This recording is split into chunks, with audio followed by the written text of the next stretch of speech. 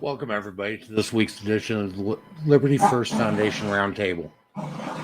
Tonight, right now, I'm by myself. We've got the other people, the other members that normally join me on this live stream. They will be joining me later. They're running a little bit behind. So, with that, I'm going to go ahead and get started. There's been quite a few things happening this week, which is pretty typical. With politics, as you all know. One of the big things that happened this week was a federal judge overturned the New York State new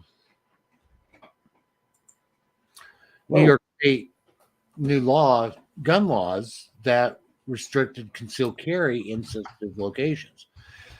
Basically stating that, according to the Bruin decision, that there were no historical references of any types of law of that type ever instituted in the United States. As a result, he has overturned a vast majority of it. One of the big things that was overturned in his opinion, was the requirement of putting forth 3 years of social media profiles, and basically opening up your lives to law enforcement just because you want to exercise one of your rights. And we're seeing in a lot of these decisions here recently where gun laws have been overturned, the courts basically upholding the Second Amendment as being a first level right. Okay, or first class right, instead of being considered a second class right, which is what's been done historically in many other locations. And that's the way several states tend to treat it. Primarily, we're talking about California, New York, Massachusetts, New Jersey, Illinois. They tend to treat the Second Amendment as if it doesn't exist, and that the people don't have the right to be able to defend themselves against all threats. So here we are. Now we've got another judge that has upheld the Second Amendment over state infringement and state tyranny. So with that, I'd like to welcome Jeremy and Frank to the stream. Welcome, guys. Great to see you. Sorry about that. We ended up in the wrong chat. Yeah. Both Jeremy and I we found a fork in the road and we took it. We made a left turn at Albuquerque. Hey, boys. Good evening. Hey, Vass, welcome, Michael. In.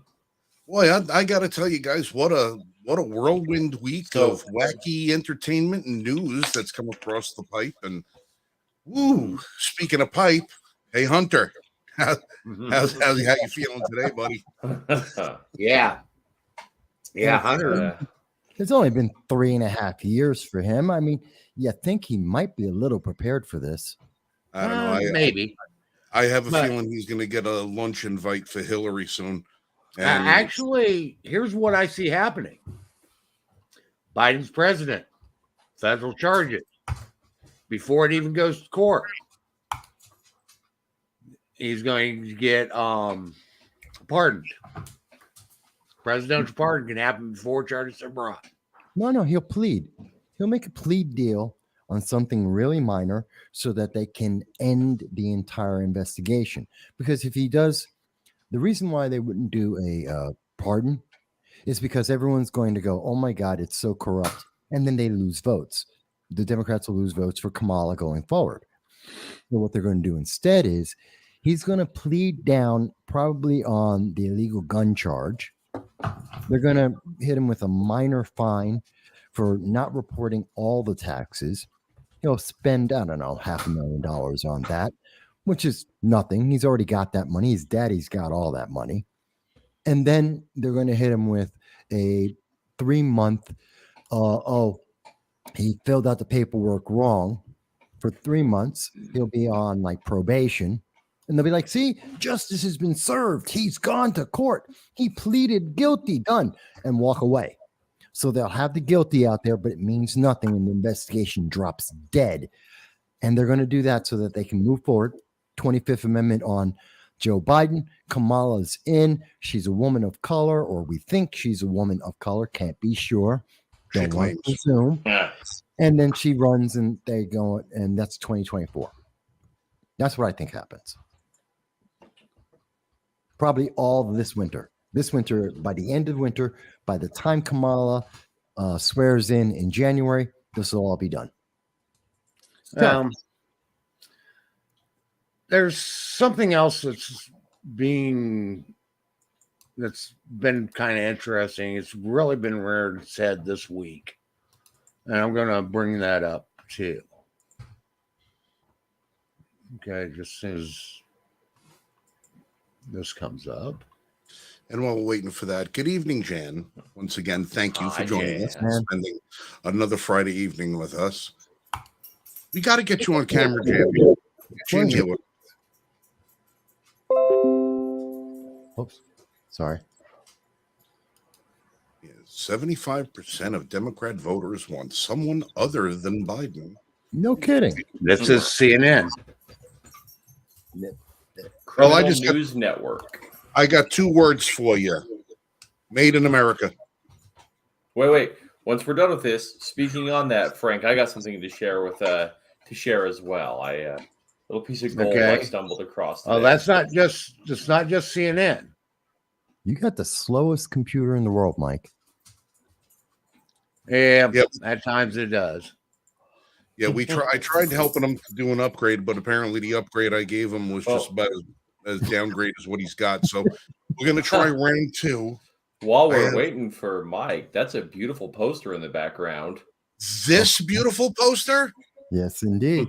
this wonderfully framed 24 by 36 poster about the 2022 membership drive for the Liberty First Foundation, where one of the very first 250 new members is going to be gifted a beautiful custom engraved Henry 22 lever action rifle, the only one of its kind that's emblazoned with a laser engraving of the Liberty First Foundation logo. It's going to be real nice. And I tell you, Facebook was a pain in my butt. Wouldn't let me share that image, but I found a way. And Yeah, I noticed that just before I came up to the office. I noticed what you said, and I said, "Oh God, what the hell are they doing? I mean, how the hell is this getting caught up in their algorithm?" I don't think it's the poster, Mike. I think it's you. Well, I I'm think seriously.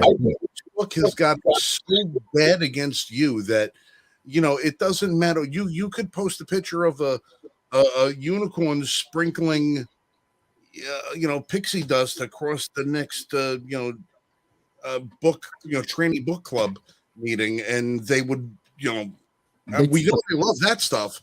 They would probably not let you post that either. Well, no, they wouldn't, because let's see. For people who don't know, I've shown evidence of this 24 times now since March. Every live stream I have done, every a video I put up has been suppressed by Facebook, either blocked in 72 to 108 countries around the world, or somehow they're shrinking the audience. And I have won every one of the 24 times now that they have suppressed my videos. I have always won. But they do it just to piss me off and just to limit the number of people who can see what I say. Mm-hmm. They really don't like me. Again, why do they pass laws that they know aren't going to deal with constitutional muster? Because they want to expend your resources, because they have an unlimited supply of resources. They want they have us. It's a game of attrition. That's all it is. It's a game of attrition. They figure that you're going to give up before they do. Mm-hmm. No, that's it exactly. And they do have unlimited resources. Okay, if nothing else, just add to our debt. New York State is in plenty of debt already. What Yeah, the I mean, hell's a few more $1 billion? it's not like Right. it's not like it's their money anyway. They can Right. spend it at will because it's our money. So No, they that's it, use exactly. our money against us, and while we use our money to defend ourselves against the crap they use our money to attack us with. Oh, This is not how government is supposed to work. Nope. No, No, it's not. no. And I Well, think people are slowly starting to wake up to this fact.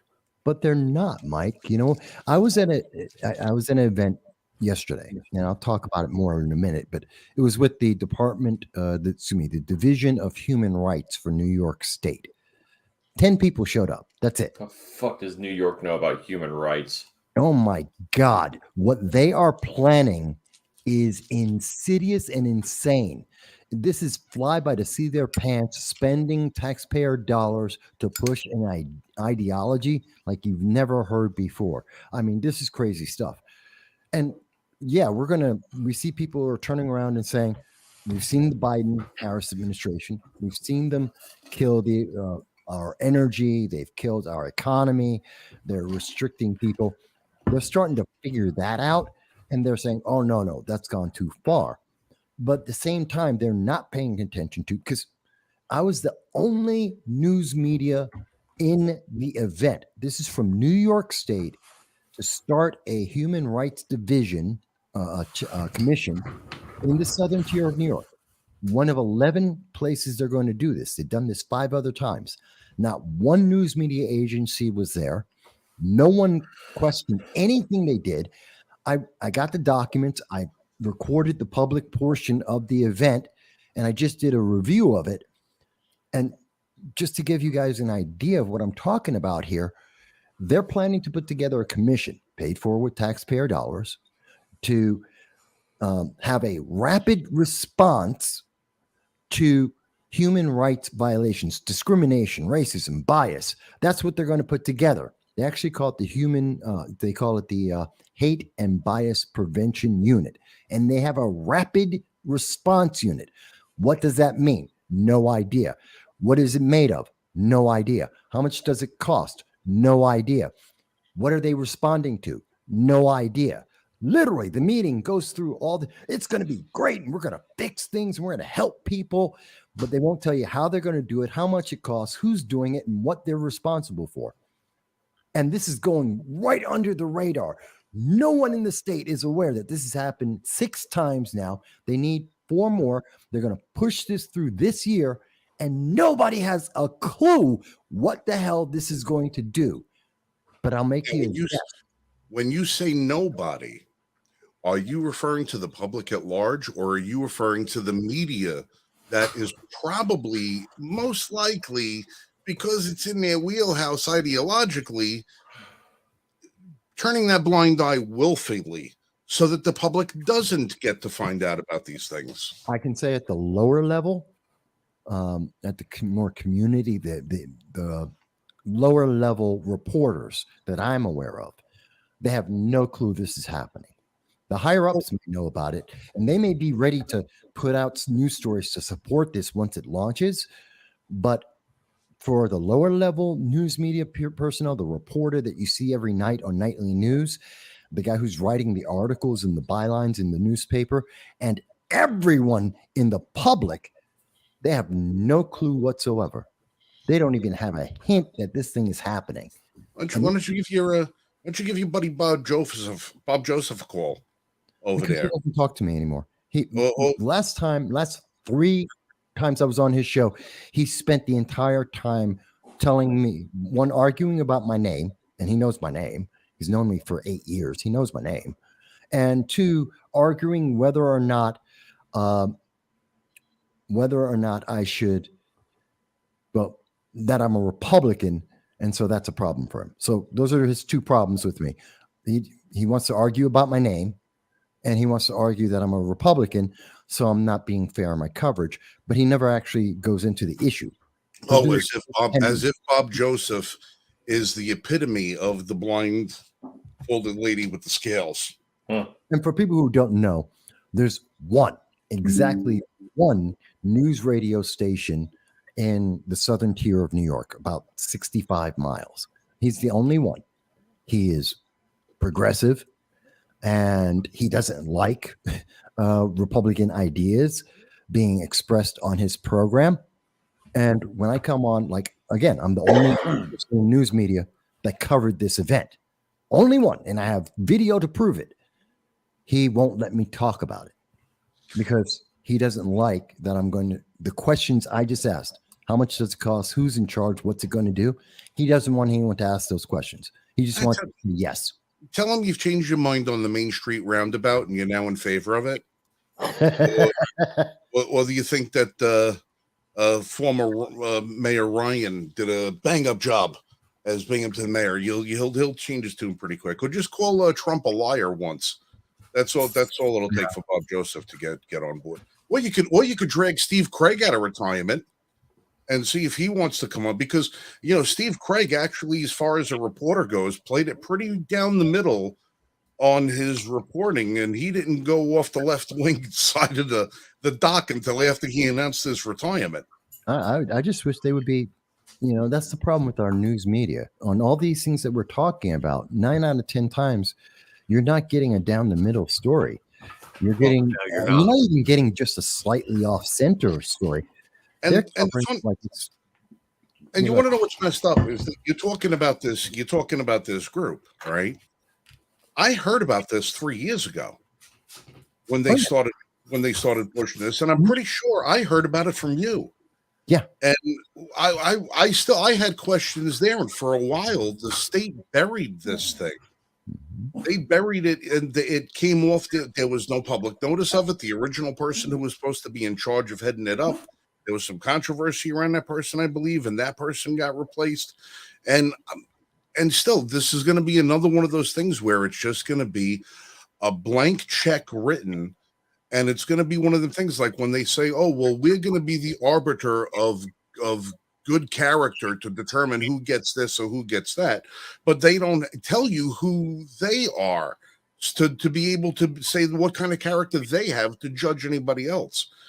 Now, this group, I guarantee you, the first school board meeting that comes up where parents go and voice their opinion about some of the crap that they're looking to put in the schools, you're going to have all of these people running over there with the letter from, from the Justice Department saying, "Oh, look at all of these white supremacist terrorists over there. We've got to," and you're going to start seeing people in Binghamton. You watch out. Mm-hmm. You guys are going to start getting doxxed. You're going to start getting your information out there. Your kids are going to get harassed at school because this is exactly what they've done with every one of these types of protocols everywhere else that they've initiated them. Yep. Now it's easy enough for them to get over in places, where you've got such a massive amount of population and people don't really have time to pay attention to things, and you've got that left-wing groupthink that thinks that this is all okay. But now you're dealing with the southern tier of New York. You got a little less population. People got a little bit more time to pay attention to what's going on in the schools and what's going on with local politics, and that's why you're getting it drowned out. Because in New York City, they could put that shit on the front page of the New York Times, and you'll get a 90% approval of the story. Yeah. But when it comes to Binghamton, if you want to put it into, well, I would say, wait, does Binghamton even have a newspaper anymore, or are they all out of business or digital? No, we have local. The newspaper is, quote, local in that it's sold here, and this is happening across the country. It's actually owned by a conglomerate out of Albany, and they only talk about statewide issues. Yeah, I'm just saying, there's no physical newspaper up in Binghamton anymore for people to get reporters in Binghamton. No. Yeah, well, you have the 3 reporters that drive around in the little in the little hybrid vehicles. Yep. They have the 3 girls that come out there and report that are fresh out of college. Yep.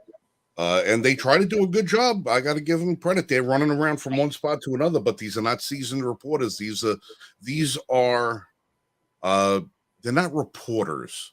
No, they are interns. News readers. They're news readers. Yeah. I had They just read what the producer puts out in front of them, and that's it. They don't ask pertinent questions. They don't do interviews. They don't dig in deep. You don't have any investigative journalism anywhere in the southern tier of New York, and investigative journalism throughout New York State itself is a dying breed. You don't get those people. The only ones you get are folks like you, the independent journalist who foots the bill to get the story out there and scrapes and claws to try and get people to listen to them. Well, the investigative journalism happening in New York is if it's against a conservative. That's about it. Or it's John Stossel, and he gets fired from everywhere that he works.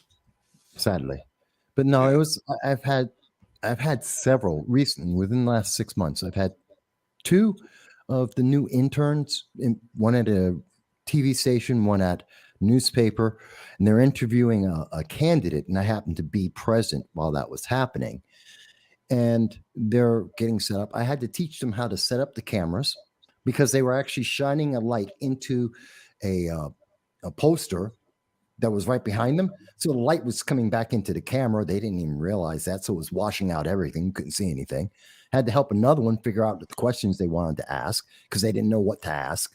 They're like, I don't know what to ask you. I've never interviewed a candidate before. I'm like, oh my God. It's like, and you're out here doing this? You have no idea what you're about to do. You can't even figure out that the light is shining into your camera. And you're looking at it through the viewfinder, and I'm looking through the viewfinder behind you and going, you want to move the whole set. Just move the frame over 3 feet. You're fine. Don't do this. And they're like, oh, I had no idea. Yes, Jan, I did see the NBC article. It is crazy, and New York State is out of its mind. Well, and Jan, this isn't the first time it's came out that they've done experiments on blacks. We have the Tuskegee incident with syphilis. Yeah. Where they were giving them placebos, claiming to treat syphilis, and they really were giving them nothing more than saline injections just so that they could see how syphilis what would happen. They wanted to see what would happen goes if left untreated. And it's not just blacks that they've experimented on. Okay, we had the United States Navy do a chemical warfare test over San Francisco. Puerto Rico too. Okay, I mean, there's the U.S. government is out of control and has been out of control. And they think that we are nothing more than their subjects and nothing more than items to be experimented with. Guinea pigs, lab rats. Yep, exactly. And quite honestly, it's our own fault. It's our own damn fault. Okay, because there's not enough of us asking the right questions. Too many of us are out there saying, what do you have for me? Give me. Well, look at what they did to our servicemen just over in Vietnam with Agent Orange. How many of these guys came back with this disease that didn't show up for 30 years? And then they wind up with these inexplicable cancers that they can't figure out. They never smoked a day in their life.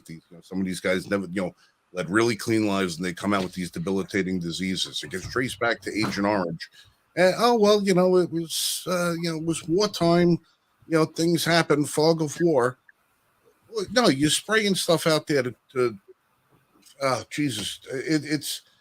It's insane. I mean, aside from what they did to American civilians, I mean, once you put on the uniform, what they do to you when you're in uniform is even worse. Oh yeah, because they don't. Because now you're property of. Yeah, experimentation on military service members has gone on, and some of the experimentation that they've done to our military service people is, I mean, just unconscionable. Well, how many servicemen wound up with ridiculous numbers of diseases from the delousing agents that they put on you when you get off the bus during World War One, or World War Two, or Korea. They were putting these chemicals on there that would kill. Oh, it's just so you can kill the lice. No, you're burning these guys' retinas out of their eyeballs. You're making them breathe this crap in. They get cancer. Look what they did to service members when they're testing the atomic bombs. Yeah, you can see through the guys. They can see this shadows of their skeletons. And then you turn around and you look at 2022. Thank you for your service, but if you're not injected with this experimental drug that we're going to call a vaccine, we're going to give you a dishonorable discharge. Because finally, that was the one time when everybody in the country was exposed to the same damn thing. And then somebody asked the question, well, what about the service members? And they wound up discharging them. And you got this one guy in Florida, Coast Guard rescue diver, swings out of a helicopter, saves a family, gets off. The president, calls him a hero and thanks him. And then he says, oh, by the way, Mr. President, you fired me because I didn't want to take your injection. My last day is next week. Thank you very much. You fired me. Yeah. So, this government this is certainly not what our founders intended. I don't know. But you know what? So much of it is not only because people aren't being involved in the process from being involved in the petitions all the way to voting in November. It's not just that. It's also that it's not misinformation. There's the omission of information. I mean, a lot of these stories, we don't hear about them, or we hear, Hunter Biden, they've had this investigation for 3 years.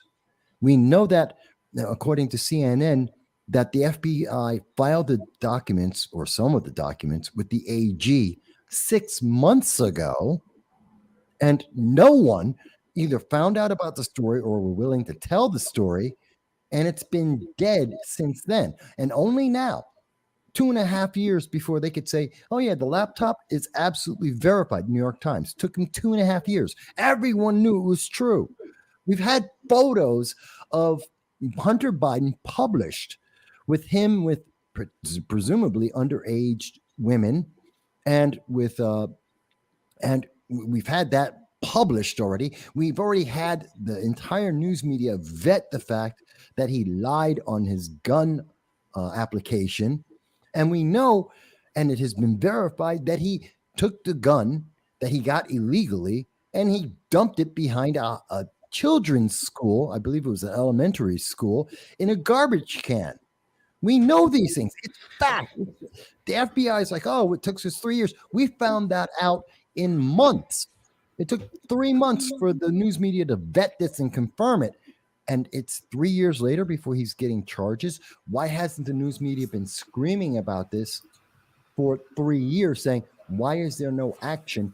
This is a violation of our laws, and it sets up a two-tiered set of justice that is imbalanced against the average American because it's politics. Mm-hmm. Absolutely. Yeah. And it's not just that. The FBI came out and said, yes, they believe they had enough evidence to bring charges against Hunter Biden. This is evidence that they've had for well over 3 years, okay, prior to the election. And even right before, when it's just, we're anticipating Biden to throw his hat in the ring, there was a lot of information and a lot of evidence coming out about Hunter Biden already. Okay, so this is something that's been ongoing. Okay, in fact, there was evidence while Biden was vice president under Obama of Hunter's involvement in a lot of illegal things. Okay, and it's all been suppressed. Well, I just don't know. They could have just kept suppressing everything, kept putting it off. For them to bring this out now, There has They're to be forcing Biden out. well, there has to be another shoe about to drop that they don't have control over.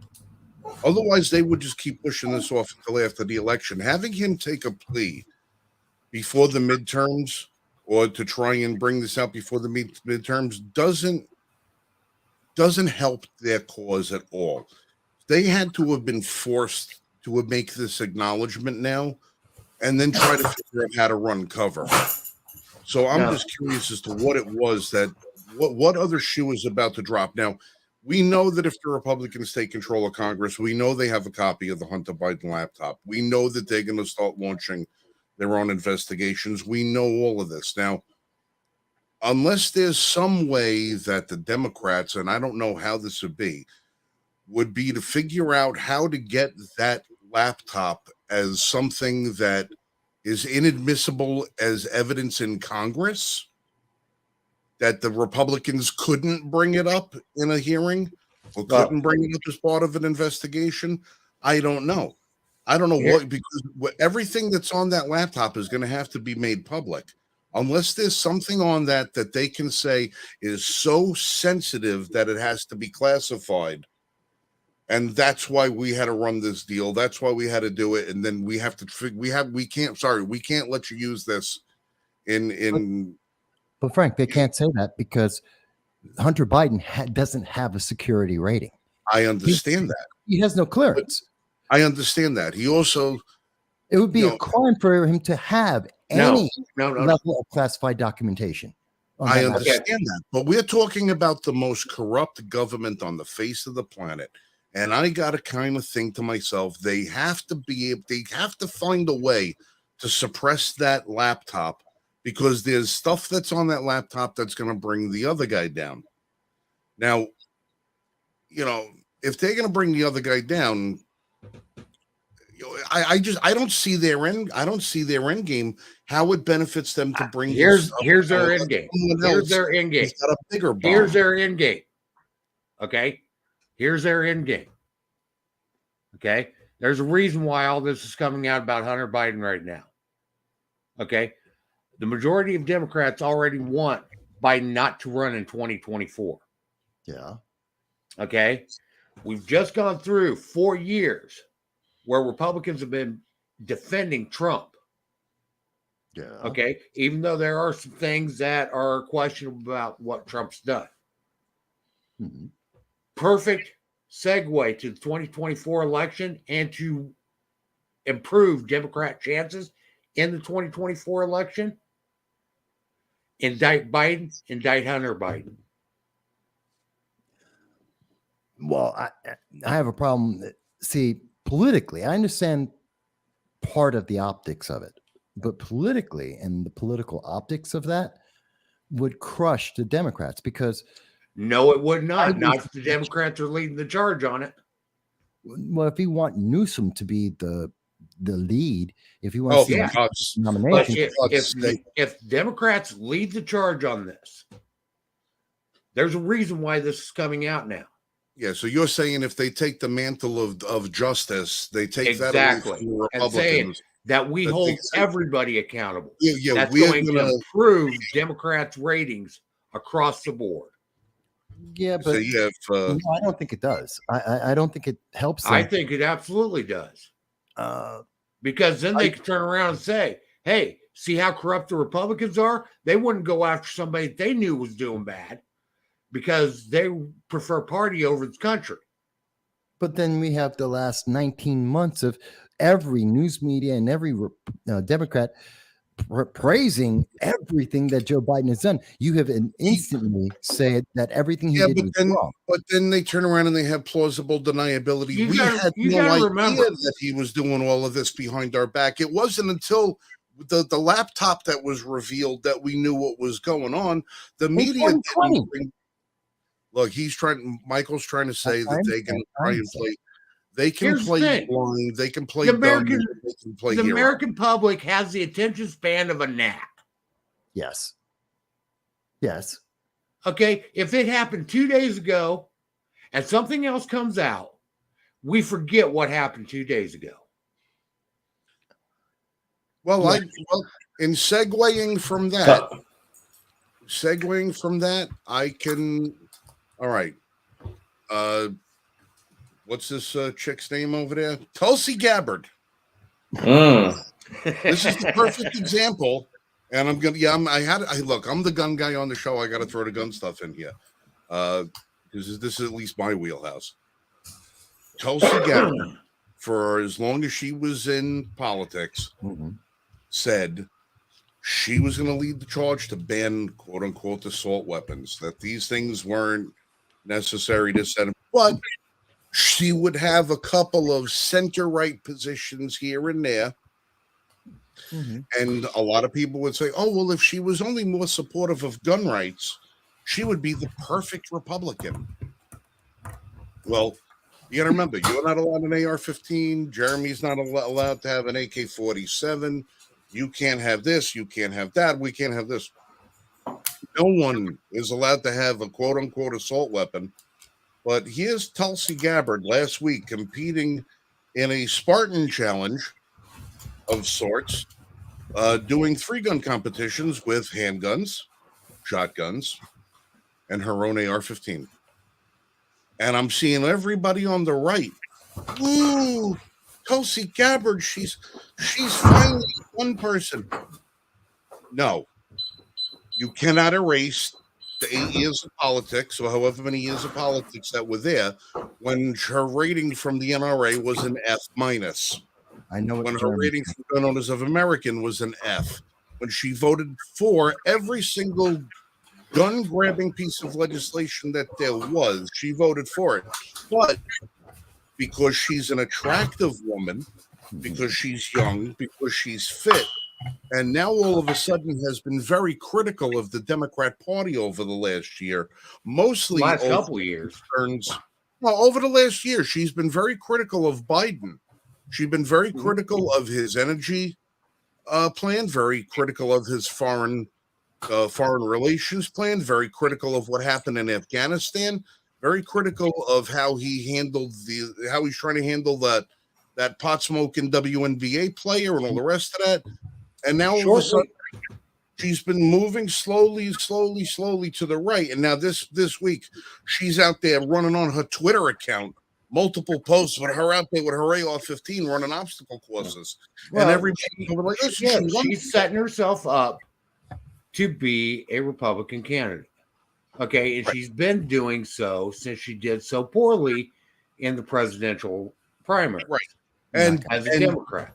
And to your point, she's being embraced by people who have an extremely short memory. Mm-hmm. They do not remember. They do not remember what she's done. She's been setting this up since shortly after she dropped out of the presidential race. Yeah, but she started getting. I mean, even prior to her dropping out, she started becoming more critical of the Democrats, and as progressed along the way, and she is setting up so she can do a I left the plantation moment type of deal. Yeah, well, you know what? She might want to say she left the plantation, but I still see that she's got the whip in one hand. And unless she would have recapture a local or state office and then start voting according to what her new persona is, I have absolutely no trust for her. I have more faith and confidence in Kristen Sinema than I do this one. And Kristen Sinema is a far out lefty lunatic who you know where she stands, but she's honest. She's honest about where she stands, and she put her vote down with things when she said, no, we're not going to kill the filibuster, because what happens when we have it? When we have the power and we don't have the power, we're going to need it. You don't kill the filibuster. It was in there. She killed a lot of different things because she knew it was the right thing to do. I always have problems when candidates switch parties anyway. Yeah, well, when Tulsi Gabbard's running around there, if you ever see the videos from Terran Tactical, when she's out there running around looking like she's supposed to be the next John Wick, Mhm. I'm sorry. I'm not buying your shtick. I'm not buying it. And I called her out on it. I messaged her.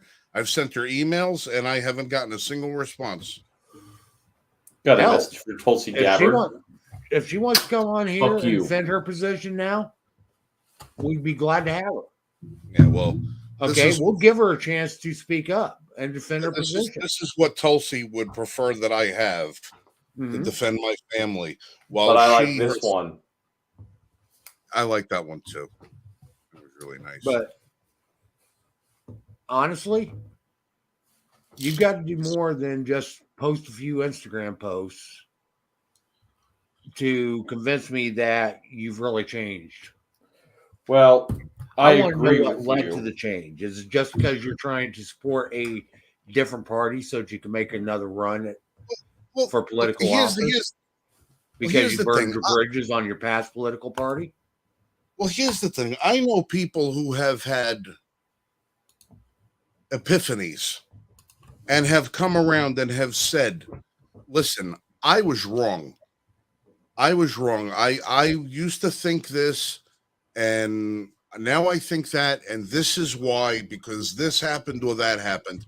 And they become a voice of reason, and they become credible because they can come up with an explanation as to how they came to where they are and why they're not going to revert back to a former way of thinking because something happened. And I know plenty of people. I mean, look at one of our great callbacks that we always talk about is Ronald Reagan. Yeah. Ronald Reagan was not. He was a Democrat. He was not a Second Amendment president. No, he wasn't.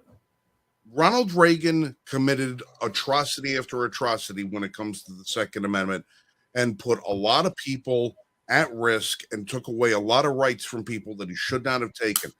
Now, I understand now, granted, he didn't go full circle after getting shot and become a total anti-gun guy, which I would have understood if he got shot.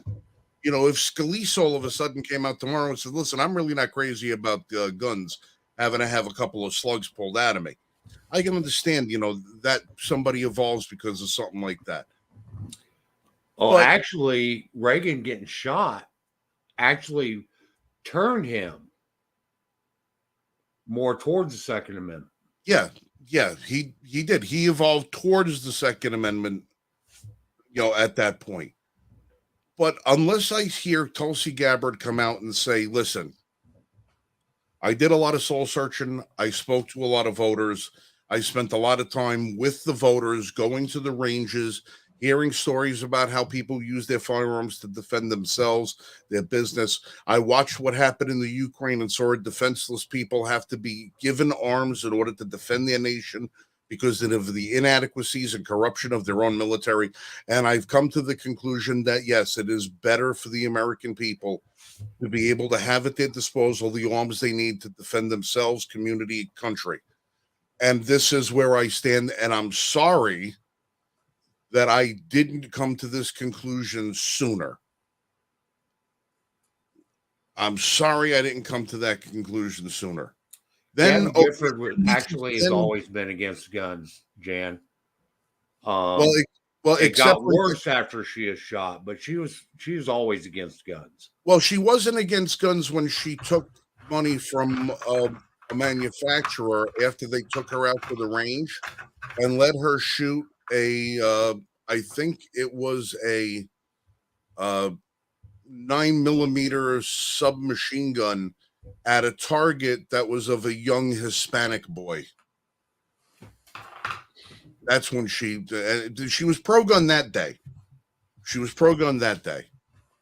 There's a famous picture of her standing next to the target of a young Hispanic teenager riddled with bullet holes that she went out and they shot because she was at a manufacturer's day while they were lobbying her. She was pro-gun then until she got shot. And then but not to make light of a situation, but we need Gabby Giffords like she needs a hole in the head. Yeah. Yes, I went there. Is it too soon? I'm sorry. No, I think it's been more than enough years. You're fine. So, kind of segueing through what we've been talking about is the ridiculousness at this point of being an American citizen. My comment earlier that we are now the tired, the poor, and the huddled masses yearning to breathe free. But this video could not have come up at a better time. I'm going to share it. If you can't hear the audio, I'm sorry, but just read the subtitles. It's about 2 minutes, but it's worth watching. Let me see here. Don't worry, it's not Twitch, Michael. All right, let's get this going. Let's see.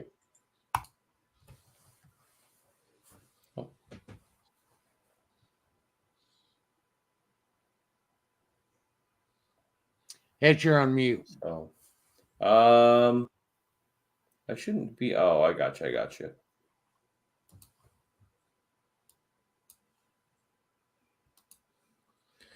It's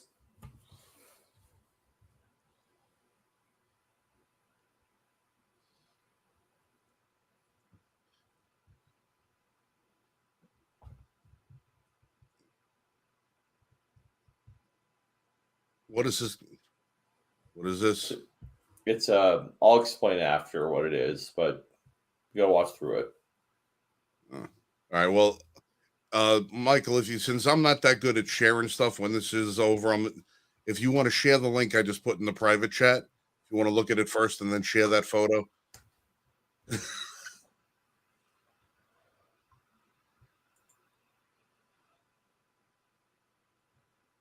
So what is it? It has no audio, or is this in a different language? And then it's it is in a different language, so I don't know if it would play the audio or not, but well, I'll explain what it is. All right, because for those of the people that are listening and don't have the option of viewing, because this will be on the podcast, you'll have to explain it as it's going by. So this is a Russian propaganda film about why they shouldn't move to America and all the things they'll have to deal with when they move to America. As it started out with, they immediately condemned homosexuality, but the next one that really got me was he goes to eat a piece of meat, and she says, "No, you can't eat meat because the people behind you are vegetarian. It offends him. You can't eat it." And then he goes to the bathroom, and they make him kneel because someone else happened to be a person of color wanted to go to the bathroom, and they dealt with suffering, and part of reparations would he has to let them go to the bathroom first. And now she's telling him the family she's telling the family that they have to sit at the front of the plane because they have a kid and the people behind them don't have kids and they don't want to be near people who do have kids. And so it's a Russian propaganda basically saying don't move to America because this is what you'll have to deal with. And so it's a smack at everything. Ridiculous. It's a smack at all the political correctness here in the United States. Exactly. Yeah. They're saying this is how ridiculous America has become. Exactly. Yeah. It's so bad here that I watched this and I went, holy shit, it's true.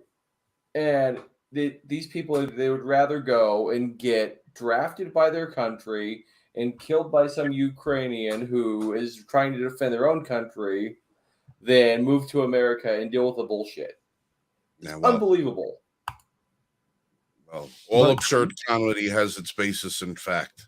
Didn't we lay it out for them? Okay, let's see if I can get this shared or if it's going to boot me off again. I got it already up. I just need to. Yeah, if one of you guys want to share that image for us, and to look at the smile on her face, she's so happy.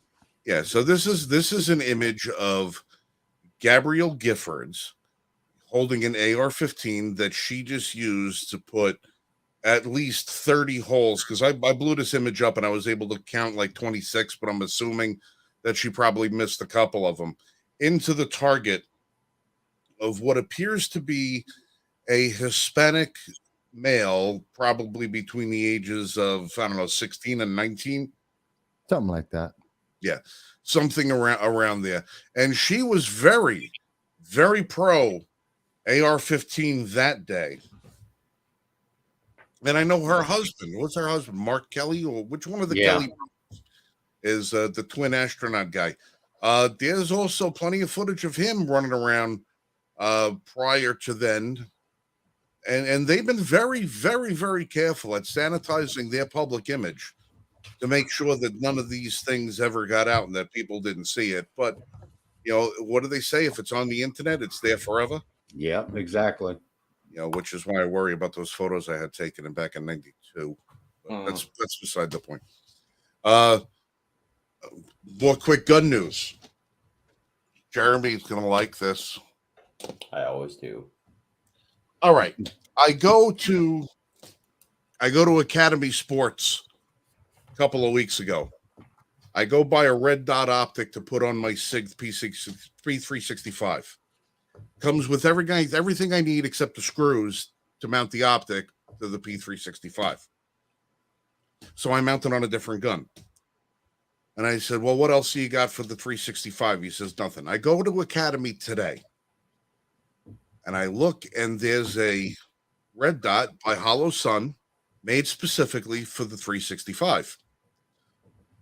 I go outside, I clear my firearm, I bring it back into the store, bring it into a case, bring it in. I says, your gunsmiths will put this on for me. They say, yes.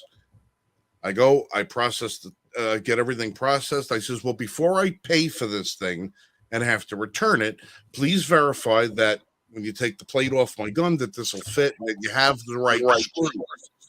Because I'm not buying another optic if I can't mount it. 10 minutes later goes by, hands me back my gun. Says, I don't have the right key to get the screws out of your mounting plate to take it off, so I can't mount the optic.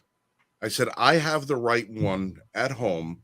Put the optic on the side for me. I'll be back in about an hour. I says, I'll bring you the right wrench, and you can then affix it to my firearm. Going back to the store, I said, well, I'm going to pick that up, and then there's another gun that I want. It's a very inexpensive gun. I'm going to buy that. I get over there. I get to the place. I said, all right, what do you want? I said, well, first I want that gun right there. Here's my papers. Here's my information. Get that processed for me. In the process of processing that gun, find out the front sight on that gun is damaged. I'm willing to take it. I'm willing to take the gun. I have replacement sights. It's not a big deal. It's kind of hard to find this gun. I don't want to traipse all over the state looking for another one. I'll take it. Half hour, the manager decides I can't sell you that gun. It's got to go back because there's something wrong with it. And it'll take you about 2 weeks to get another one in. I said, well, I needed it today. But all right, so I can't buy that. All right. Give me my Hollow Sun optic. It's not in the case. I said, I know it's not in the case. He put it all back in the box. He put it up in the closet. They sold the Hollow Sun optic while I was out of the store. Really? Rat bastard. I went in for an optic, went in for a gun, came out of the store with neither. Let me give you my money. Now I got nothing. I'm saying, how is it that I can walk into this friggin' store and every time I want to buy something from you guys, I can't friggin' buy it? And when I do buy something, it doesn't work with the thing that I bought it to work with because you said it would work and now it doesn't. So what am I supposed to do? I'm at a loss. I'm at a loss. It's crazy. I'm at a loss, but the day ain't over. I'm not the kind of guy that gives up easy. So I looked deeper into the showcase, and hidden behind some other firearms was a gem waiting for me to get my greedy, greasy hands upon it. Frankus, review part of Plotted Derringer. That'd be funny. The elusive SIG 322. The 21 round capacity SIG Sauer 320 clone chambered in 22 long rifle with a thread protector, thread adapter so that you can run a can on this thing with a 4-pound trigger pull, flat face trigger, short reset flat face trigger, or you can opt for the additional shoe plate to run on this. It has a lovely set. No, I'm not going to flag myself. It has lovely fiber optic sights, front and rear, has a completely removable optic plate so that I can run the optic they wouldn't let me buy. However, The optic I bought several weeks ago that's sitting on my camera does fit on this gun, and this gun does have the screws on it that fit that optic. So yes, I will have a professional competition style optic on a gun that I don't carry. So that'll Sorry, be guys. two optics on two guns that I don't carry.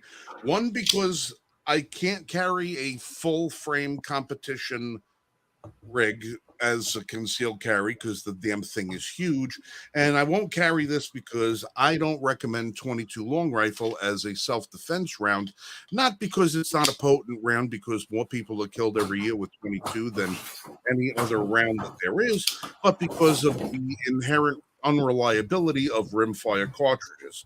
These are great to train with, they're great to plink with, they're great to teach people with. Yep. And it's better than a pointy stick. You know what else it's good for? What's that? Oh, yes. Yes. With our upcoming competition, So that we you will just be- you just mail that one to me, and we'll. No, I think what I'll do is I might send you out my Ruger SR22 because that one was problematic, but I took it apart, rebuilt it, and I found out what the problem was my extractor wasn't working properly. But I fixed the extractor. It now hums like a sewing machine. I don't understand why you would want a gun to run like a sewing machine, because I've never seen a sewing machine that shoots bullets yet. I want a gun to run like a gun, the way that a gun's supposed to run. But well, they do say when you're firing full auto that you're stitching the target. yeah, I want a gun that runs like the main gun on the A10 Warthog. That's what I want. the GAU8. Yeah, familiar? yeah. I want And- one that runs like that. Getting back to this quick tabletop review, the SIG P322 as a departure from the other SIG products, which always used a proprietary rail for their optics, for the lights and everything, is now using a generic Picatinny rail for the front. First time that SIG is doing that. Yes, I'm looking through the grip frame at you. Yes, I can see that. All right. Also, as a departure from SIG, this is one of the first ones that has complete ambidextrous controls for slide stop and release, as well as thumb safety. The only thing that is not ambidextrous is the takedown. And because this is a blowback design, the takedown is on one side. Bring the slide to the rear, slide forward. You have a fixed barrel, which should make this thing extremely accurate, because it doesn't have the tilting barrel mechanism that the regular SIGs and other striker-fired guns do. And unlike, this is not necessarily a striker-fired gun, but more or less an internal hammer gun. So there are a couple of departures from the 320 platform. The slide is made out of aluminum versus steel. The gun itself the frame is made of polymer. It does not have a removable chassis like the SIG 320 that it's modeled after. So this is more or less a one gun type thing. But from all reports that I've heard, this is a fantastic dancer, and I want to take her out and let the music play and see whether she likes to waltz, tango, or tap. But one way or another, it's going to be a nice little gun. MSRP on these, if you could find them, is about $425. That's what SIG MSRP is. They retail anywhere between $379 and $400. I got a little bit of a discount on it because I'm a member of the Academy Club. And another thing also, Fled Magwell, 20-round magazines, beautiful ejection, comes with 2 magazines as well as a loading assister. So depending upon my review, we'll tell you whether or not this is a good deal. But for all intents and purposes, today's episode is featuring the 6 Hour P322. Back to you. Well, let me ask you a question here, Frank. Because You like how I ran through every fact and feature of this firearm and I still haven't put a round through it? I have this thing for an hour. That's funny. And I don't know much about 20 with the 22, so you got me. It's an interesting gun, but I'm just wondering something. New Jersey just announced that they're going to be putting in gun-free zones and some restrictions. New York is now bitching. Hochul is screaming about the fact that a federal judge just said, no, you're wrong can't. about the sensitive zones. Can we have what? You're sure, Mike, that we can't have that? Wouldn't be a gun that would be legal in New York State? Well, first of all, this one- besides the fact that it has 21 rounds. Actually, I think there's an exemption on 22s in New York State. Not what in the Safe Act? Yes. Between the Not safe safe- act and the other stuff. No, there's no exemption because when I bought a Ruger 1022 in New York, which comes factory standard with a 25 round magazine, I was only able to get the Ruger 1022 equipped with 10 round magazines. They wouldn't sell it with the 25 round magazines. 25 round magazines you can't even find in New York. So I'm pretty sure that is. Now, the judge that you're speaking of, Sotheby, his name is Sotheby. He filed that against, he pretty much just came down and said, no, you're not allowed to do that. And pretty much wiped out that whole law. He pretty much wiped out that whole thing. I don't know. All right. The only thing that didn't get wiped out is the training requirements. Mm-hmm. Right. Now the training requirements the training requirements have yet to be established by the state of New York, because every trainer that's been out there has been told that they have to file with the state a soliloquy of what their class is going to consist of over that 16 hours, and that the class must have X amount of hours with suicide prevention knowledge and this thing and that thing and everything else.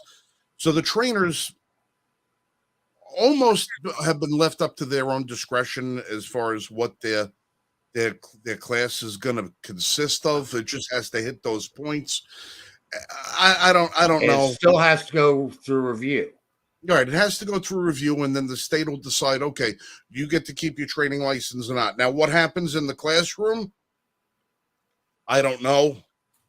Some guys will probably take some liberties with it and say it's probably more important that you know how to hit the person that's trying to kill you than for you to figure out what frame of mind the person who's trying to kill you is in. Mm-hmm. Yeah. Maybe that's more friggin' important. Yeah. So they might go about doing that. But I don't know. This judge he's a federal judge, right? Yeah. All right. What is he's U.S. district judge. Mhm. If he went after, is New Jersey part of his district? Probably not. No, I think he's just New York. All right, because if New Jersey, which pretty much copy and paste, They did. with that, if it was part of his district, it would have probably applied to him. He would have probably said, "Hey, Jersey, I'm looking at you too," and would have probably put the kibosh on that crap too. But if this was just applying to them, now it's a good thing because he's saying if they appeal it and the appeals court holds it, whatever, he's going to hold New York to it. He's going to hold New York to it, and then that's going to be looked. So if this goes through, when GOA goes after New Jersey, they say, listen, we don't even have to go to the Supreme Court to look for precedent. Just look at the district right next door. Exactly. Yeah. Look right next door. It's already been through the appeals process and they lost. Do you really want to make a big issue of this? And then the only thing the Jersey's going to have left is their training requirements as being a part of their situation. What I think pissed this judge off more than anything was that guilty until proven innocent crap. That because they filed that and also the sensitive area thing. Yeah. Because what we were talking about of 53,000 people that live in Times Square, every single one of those people is disarmed, according to the state of New York. Every one of them has to turn their guns in or they're going to be a felon. I think this judge probably pissed him off, as well as the what do you do? That I think alone was enough. Well, it should be. Listen, guilty until proven innocent and taking guns away from people. How much more of due process are you going to violate? and the Fourth Amendment rights, because you have to hand over all of your social media. Yeah, that was also he's just Northern District of New York.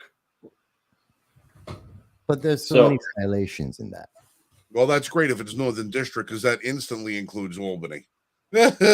Yeah. Jan, to answer your question, It feels yes good. and no. So, left-handed, right-handed, really, the human brain is such a wonderful thing that you can train with whatever you want and make it work. I would say it's probably more important on a rifle than a pistol to have left-hand, right-hand dominance with what you train with and what you're comfortable with. There is some pistol importances, but you can make your hands do anything that they're physically capable of doing and that your brain can process. Now, reason on like a rifle is the ejection port. If you're left-handed, shoot left shoulder, and your ejection port goes to the right, depending on how your gas is set up, let's say on an AR, it can shoot straight back and peg you in the face. It's an annoyance, and then can be quite discouraging, or coming across the front of your eyes and you can't see what you're doing. But really, what the nice thing about Frank's there, or like some ambi controls, so like safety on this one is going to be on both sides. It's what you can make your hands do. Me, I'm right-handed, right-hand dominant, shoot right-handed. Everything that I need is on this side. Safety, bag release, it's all there. My thumb is just in good enough reach to hit the bolt release. But it just depends on what you train with and what you're comfortable with. But no matter what it is, I encourage, I don't know what you own or if you own any guns or plan on it, but whatever it is, just get out and train with it as much as you humanly can, as much as you can afford as well, because right now ammo is still stupid expensive. But to answer your question, it's not a requirement, but it is good to have something that you're trained with and comfortable with. The more you train, the more instinctive it becomes. Exactly. Jan, I'm going to give you a quick exercise, Jan, if you want to follow along with me real quick. There's something in firearms world we talk about eye dominance. Most people have, if they're right-handed, they're right eye dominant. If they're left-handed, they're left eye dominant. Now, when you go to shoot, most people, if the one whichever eye is dominant, when they go to shoot, they wind up closing an eye. You're not supposed to, but most people do. In the heat of a moment when you really need to, it's best to have both eyes open so you can see everything that's happening around you. But it's important to know what eye dominant that you are, because that's going to really help determine whether or not the gun that you choose is going to be right for you. Now, I want you to do this exercise. I want you to pick out on the top left-hand side of your screen, you see the Liberty First Foundation logo on the top right hand of the screen. I want you to make a triangle with your hands like this. Okay. And I want you to squeeze those together. Bring your hands all the way out and squeeze them together with looking through that hole with both eyes. I want you to look at our logo. And what I want you to do as you're looking at that logo through your hands with both eyes, I want you to bring your hands back slowly, keeping that in line the whole time. Now, I'm going to show you what happens when it works with mine. I got to move my mic a little bit. I bring my hands up here. Now, you can't see my eyes because my eyes are there. So what I'm going to do is I'm going to look into the camera lens as I do this. I bring my hands up, and you can see, if you're looking through there, you can see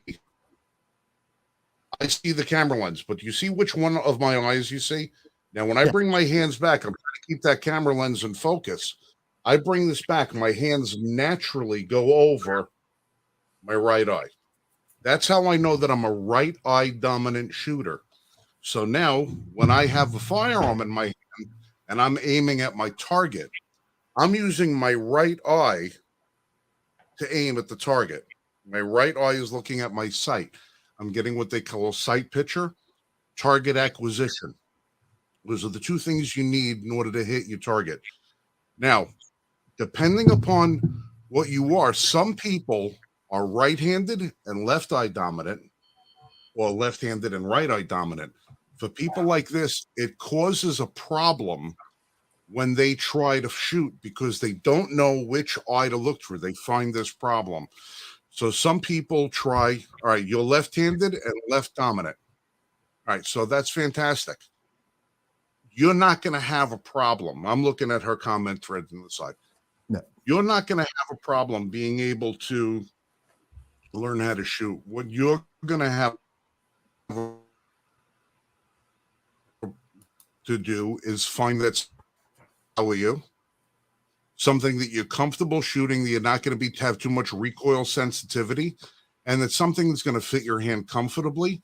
Because I don't care if you can't shoot worth a damn. If you're comfortable using the gun, you'll learn how to hit everything. You can get a gun that you could hit everything, but if it doesn't fit your hand or you don't like to shoot it, it's going to sit in the drawer where it doesn't do you any good. So you got to find yourself something that you're comfortable with. The controls on a gun are kind of secondary when it comes to how comfortable you are and how you perform with it.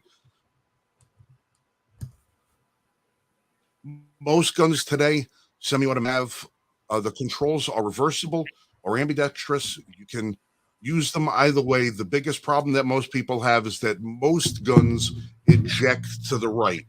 For left-handed shooters, this creates a little bit of a problem because the rounds are always going towards them rather than over their shoulder. So, it's just going to be dependent upon you getting out to a range. Hopefully find something that's got a big rental wall with a lot of different guns that you can choose from. And just spend a day firing.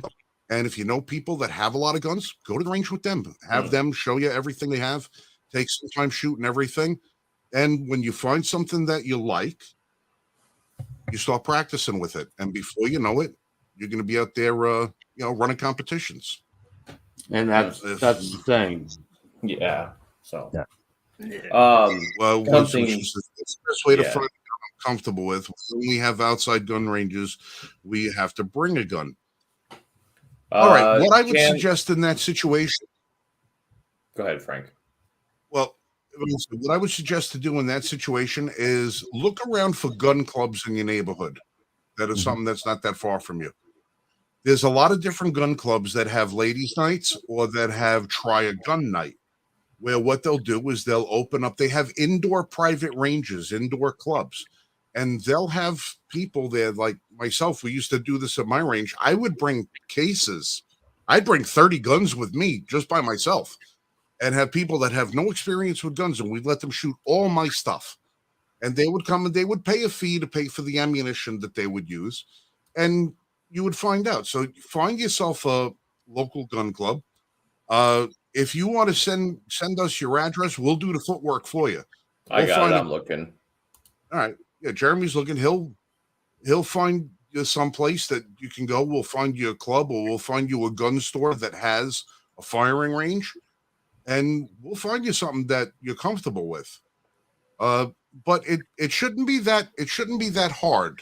No. And that's the biggest thing is you need to be comfortable with whatever you get. Okay, especially starting off. So go ahead, Mike. So I wanted to comment on that as well. Yeah. When you're starting off, the biggest thing is you don't want to be intimidated by the gun because, like Frank said, it's going to end up sitting in a drawer someplace. You also want a gun that is very comfortable feeling in your hand, something that you're comfortable with recoil on, something. All those are factors that you need to consider when you're purchasing a gun, especially, like I said, when you're starting off. Because if you don't like firing a gun, you're not going to. It will sit and just gather dust and rust. Right. Now this gun, Jan, this gun here, the one that I just picked up today, this is a 22 caliber handgun. This is exactly the same size and has all the same functions and features as its 9mm counterpart, the SIG P320. This is the 322. Haha, they put 22 in there, make it 22 caliber. But the 320 is an extremely popular gun. A lot of people own it. A lot of people carry it. Everyone who shoots it loves it. But if you don't have a lot of experience with the 320 and you go shooting it, it's going to be a little snappy for you. It takes a little bit of getting used to. So if you have access and you have somebody that may own this or another full-size training gun that's chambered in 22, you can cut your teeth on a 22 caliber handgun, get used to the controls, get used to the target acquisition, get used to the feel, the weight, how you hold it, where the controls are, because you want to be able to operate everything on the gun without looking at it. You want things to become second nature to you. You start off with the 22, you're going to progress yourself up to it. Now, I take people to the range all the time. I start people with a 22. By the end of the day, they're shooting a 50 caliber handgun. Of course, they're not potentially hot loads that go in it. I have the loads kind of tuned down so they're a little bit like more closer to a 357, not a 50 caliber, but they get the joy of doing it. But everybody starts out with one of these because we want to build confidence with everybody. We want to make sure that you're comfortable, you become consistent, that you're not afraid, you get over the noise, get over the recoil, the report. Now you're saying you have your roommate's 38. All right. 38, I'm assuming, is a revolver. It's probably a 2-inch barrel. It's probably a Smith & Wesson. It's probably a Smith & Wesson flyweight, which means it's a very light gun. And it has a lot of recoil to it. And if you're not used to it, it's going to snap your wrist back. I have 38s that don't recoil at all because they're about a 3-pound gun. They're super heavy. You can shoot them all day long and you not feel it. This is 44 caliber. You shoot a 44 caliber with a barrel that long, it's going to hurt you. You shoot a barrel 44 caliber with a barrel this long, it's not going to hurt you. You're not going to feel anything. So a lot of people will tell you, oh, just get a 38 and you'll be fine. Eventually. Most ladies that I know that go out and they go to the gun shop, the guy at the gun store, he does this. He says, ma'am, what you need to do is get yourself a 38. That's what you need. You need yourself a 38. It's got good stopping power. You want something that's going to handle plus P ammunition with a good hollow point. You want something that when someone's coming at you, you could drop 2 in their chest, they're going to drop on the floor, and you can get out the door. That's what you want to do. So I'm going to give you this Smith & Wesson Lady Smith. It's a titanium frame. It weighs 18.5 ounces and holds 6 rounds. 6 rounds of 180 grain plus P power. Guaranteed. You put yourself down an elephant and you're going to get one of them, and we're going to give you 2 boxes of ammunition, and we're going to set you out to the range, and you're going to learn how to shoot that damn thing.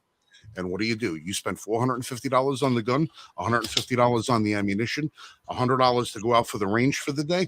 You wind up shooting this, and by the time you're done with about 12 rounds, your wrist is sprained. You hate the gun. You don't like the Second Amendment anymore. You're cursing the founding fathers for writing the Second Amendment, and you bring the gun back to the gun store. And the guy at the gun store turns around and goes, well, ma'am, I don't understand. Why are you bringing that gun back? That gun is everything that you needed. And you're going to go in there with your wrist all ace bandaged up. And he's going to say, well, I'll tell you what you're going to do. We're going to get you something really good. We're going to set you up with this SIG P322. That's about $450. We're going to give you 5 boxes of ammunition for you. But what we're going to do is we're going to take that gun that we sold you earlier for $450, and we're going to take it back from you, but we credit your account with $175. Yeah. So he just sold you a $450 gun that he gives you $200 back. You another $400 gun, so now you got to give him another $200 discount for the ammunition. You walk out the door with a gun that's not adequate for carrying a gun. He takes the gun that he sold to you, gave you $200 back, puts it back, clean goes inside, he cleans it up, he puts it back in the case for $375, and he does the same damn thing to somebody else. Now, that's my little comedy routine for the day. But the thing is, I have seen it happen at least a dozen times. At least a dozen times I have seen an unscrupulous salesman behind the counter of the Gander Mountain or the whatever the hell other store that they have out there sell people the wrong gun because they don't spend any time understanding the customer or their needs or their skill and proficiency level. Your best bet is if you're going to go purchase a gun, go to a local gun shop. Okay, Jan, I sent you a link to a Mom and pop local shop. one to you. It looks like they may do rentals. Go ahead and check out the email I sent you, and doing some looking around. That's probably a good place for you. But if the first words out of the guy's mouth, the ma'am, I think you need a lady, Smith. Run away. Yeah, and go out the door. Now, Mhm. if the guy comes at you and says, "You know what I really think you need? I think you need to get yourself one of these little Jennings midnight specials. Oh Get God. 25 auto. That's what I think you need. Is get yourself one of these little pistoles. You know that right there is what you need." So, listen, the best thing to do, another good thing.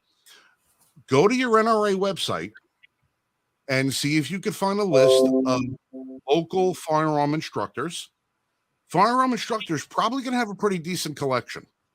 And find yourself somebody who offers the basic pistol class, the NRA basic pistol class, and they probably charge you like $25. Go take the NRA basic pistol class, meet with an instructor, and tell them, listen, I don't have any firearms. I don't have a lot of experience with firearms. I'd like to shoot a couple of things. Most instructors will take a day out of their schedule and set you up with a range day. We'll go with a bunch of people and take you with them. And because we, as instructors, it doesn't make any sense for us to say or do anything that's going to hurt you in the long run, because it's our job to grow the Second Amendment community. Absolutely. And it's our job to make sure that you're safe and that you can protect yourself. That's our job. That's the oath we take. So, find someone like me or Jeremy, because that's what we do.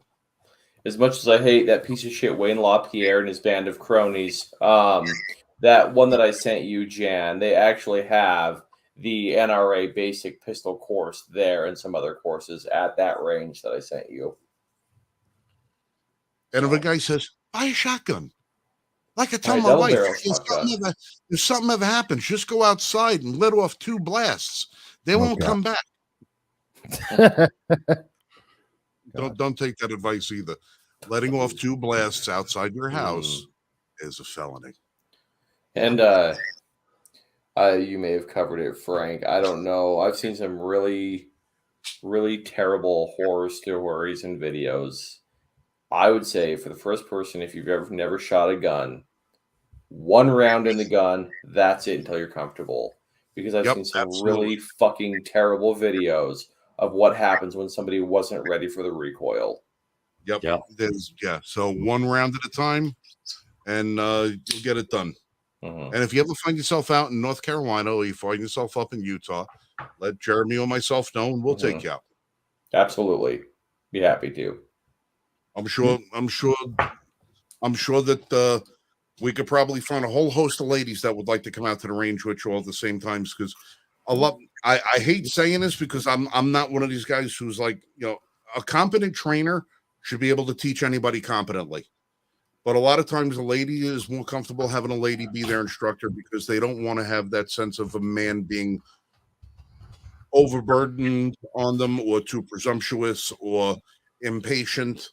Like husbands should never teach their wives how to shoot.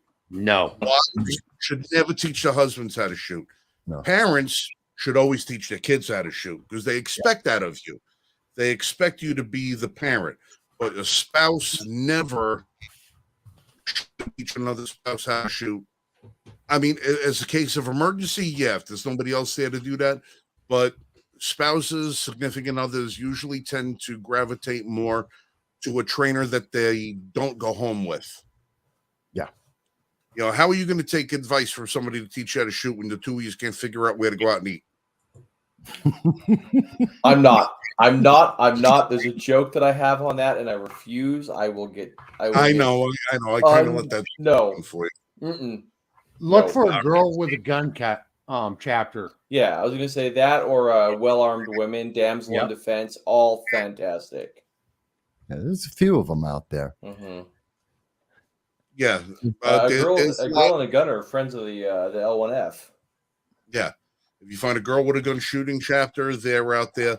What we got to do, I think, what we have to do this week, guys, is let's possibly see about putting a populated list together for the website of all the different organizations that we can come up with that would be better suited to teach women how to shoot, as opposed to, a bunch of us get yourself a 38, types. So come on, how my impression was pretty good though, right? I did that pretty good. I didn't stumble over nothing. That was a pretty good routine. Oh yeah, it was a nice smooth one. You get that sales pitch in there. I ad-libbed pretty well. See, and folks don't realize, I just realized as you were going through that I'm like, since I'm the only non-gun expert on the program, you're a gun law expert, just not a gun expert. Law, you give me the law, legislation, politics. I'm top of the line. We talk about the function of the guns and shooting. Although I'm not a bad shot, I'm not the expert here. And I just realized that sometimes, people go, "Oh, wow, that's really interesting. That's so cool." And it's not like it's the first time I've heard you guys going off about all the guns. I always love it. And I just want people to remember, you don't have to be a gun nut to watch the program or to hear about the different guns. No. You probably will become one, but you're starting off, you can be there just like me talking about the legislation. And that's why I know these guys, because when it comes to the firearms, I turn to these guys and go, hey, tell me. Let me know. I'm the same way. I mean, I know the Constitution. Okay, I know a lot of the political side of things. But if I've got a gun question, the first two people that I'm going to ask is Jeremy and Frank. Mm-hmm. Well, you know how much, and this is quite the feather in my cap. I'm not going to speak for Jeremy, but it's quite the feather in my cap, because when two of my closest friends are both United States Marines, they'll ask me about shit about like, man, I feel so much better of my misspent youth now that I have these guys asking me stuff. Oh boy. Listen, guys, I'm gonna run back downstairs. I got a bunch of stuff that I have to take care of for tomorrow. Tomorrow's actually gonna be a pretty hectic day for me, so I can't stay on too late tonight. But please, got Michael, please offer a round of applause to Jeremy because of this damn thing. Oh yeah. Oh yeah. Let me tell you Absolutely. I unrolled this thing today and I ran out and I ran to the store and I got my frame, my all done and everything, and I was like, dude, knocked it out of the park. Oh, absolutely. And I put that image up immediately. I put it immediately. As soon as I saw it, I was like, oh yeah. I was gonna say, I'm going to get. I just said no. I'm just gonna put it right up on Facebook so people could see it because it looks great.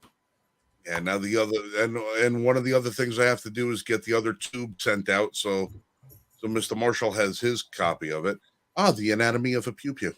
That's all you need to know. Straight from Biden. Magic light. I like that one. Magic light. Little gamey thing. Oh, I love this. Sorry, I had to. That's so funny. Glocky bang thing, yeah. Well, Lori still calls. I think she does it now just to kind of just make me laugh. She calls revolvers barrel guns. Really? It's a barrel gun because the cylinder looks like a barrel. It's like a big old barrel. So it's a barrel gun. So she's like, "What? Oh, I picked up a gun. Did you get a barrel gun? What kind of gun did you get? Was it a barrel gun?" Yeah, it was a barrel gun. which the gun that I was going to buy today that they wouldn't sell me because the pipe was damaged. A barrel gun. No, it was a barrel gun. So I'm actually going to the store 20 miles away to pick up one over there. There you go. So well, that settles it. I got to go to the store. Frank's getting a new one. I got to get a new one. Oh my God, the competition between you two. I'll never catch up to Frank ever. Make sure you catch up to me. I'm sorry, I got to catch up to you. I don't want to hear no bullshit. I have a gun safe. You have a gun room. I got to catch up. Oh, no. Right, guys. Love you guys. Be safe. Shoot straight. Jan, thank you once again for spending your evening with us. And I'll catch you guys on the flip side. All right. Absolutely. Be good. Night, Love you. Frank. Take care. Good night, guys. No, that's always great. You know, we should do this more often where we just go through, just like with Jan, just like what's a good starter gun? What's a good rifle? What's a good We can shot? definitely do that. Like for the basics, like just the basics of why would you want in your home defense? Why would you want a short barrel rifle versus a shotgun versus a handgun? And if it's a handgun, do you want the revolver or do you want to have a semi-automatic, which I would always say semi-automatic? But I mean, just to go through that, to let people know, like, yeah, these are simple, basic, easy questions. Because all too often, like we get, it's like when I talk about politics with people who don't know anything about politics, and they come up and I just heard. Slow down. Okay, I got to give you the background. I got to prep you for this, because the answer you want, you're not going to understand. And this is like when people are like seriously like, no, Mike, I want to know this. I don't get it. It doesn't make sense. And it's like, okay, if you really want to understand this, give me, I'll give you a 5-minute run through. Buckle in. Let me give you a 5-minute run through so you understand the answer I'm about to give you, because otherwise you're just going to go, what? And be completely I still don't understand.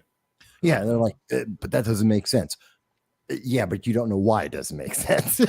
Mm-hmm. I mean, and that's actually the truth of it. Okay, and I said that most Americans don't understand what's going on, and the reason why they don't understand is they don't understand the background to a lot of what's going on. They don't understand a lot of what's led up to where we are at today. That's why everyone has the trouble. It's like I hear it all the time, like when I'm doing my Sunday live stream or one of my regular videos. I always start it off with, okay, how did we get here? Here's the stuff that happened before. And I try, well, I don't do it as well as like when I'm in person. Actually, I should do that in person. I one of these, I got to do a video, just beginner's intro. I think that could be really big for a lot of people. We really got to look into doing that. Hey, Jan, a great starter gun that's actually inexpensive, long rifle, Ruger 1022. Yeah. Perfect gun to start with. Okay, it's inexpensive. It's lightweight. It's easy to shoot. Great gun as far as accuracy to learn how to shoot. It's actually the perfect rifle to start with. Absolutely. That's in fact, a great that's rifle to start youth off with. It's a great rifle for anybody wanting to learn how to shoot a rifle. Ruger 1022 is a perfect rifle. And nice thing about it is it's also very customizable, so you can actually configure it however you want to fit the way that you are wanting to shoot. Yeah, that was my daughter's first gun, was the 1022 in the more of the hunting rifle type format, not the AR format. Yeah, the wood stock versus the metal stock. Well, it's all polymer, but yeah.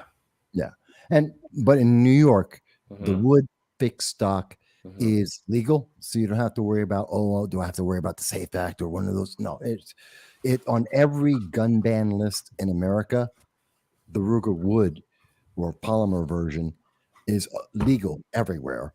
Is this New York compliant? No. I know.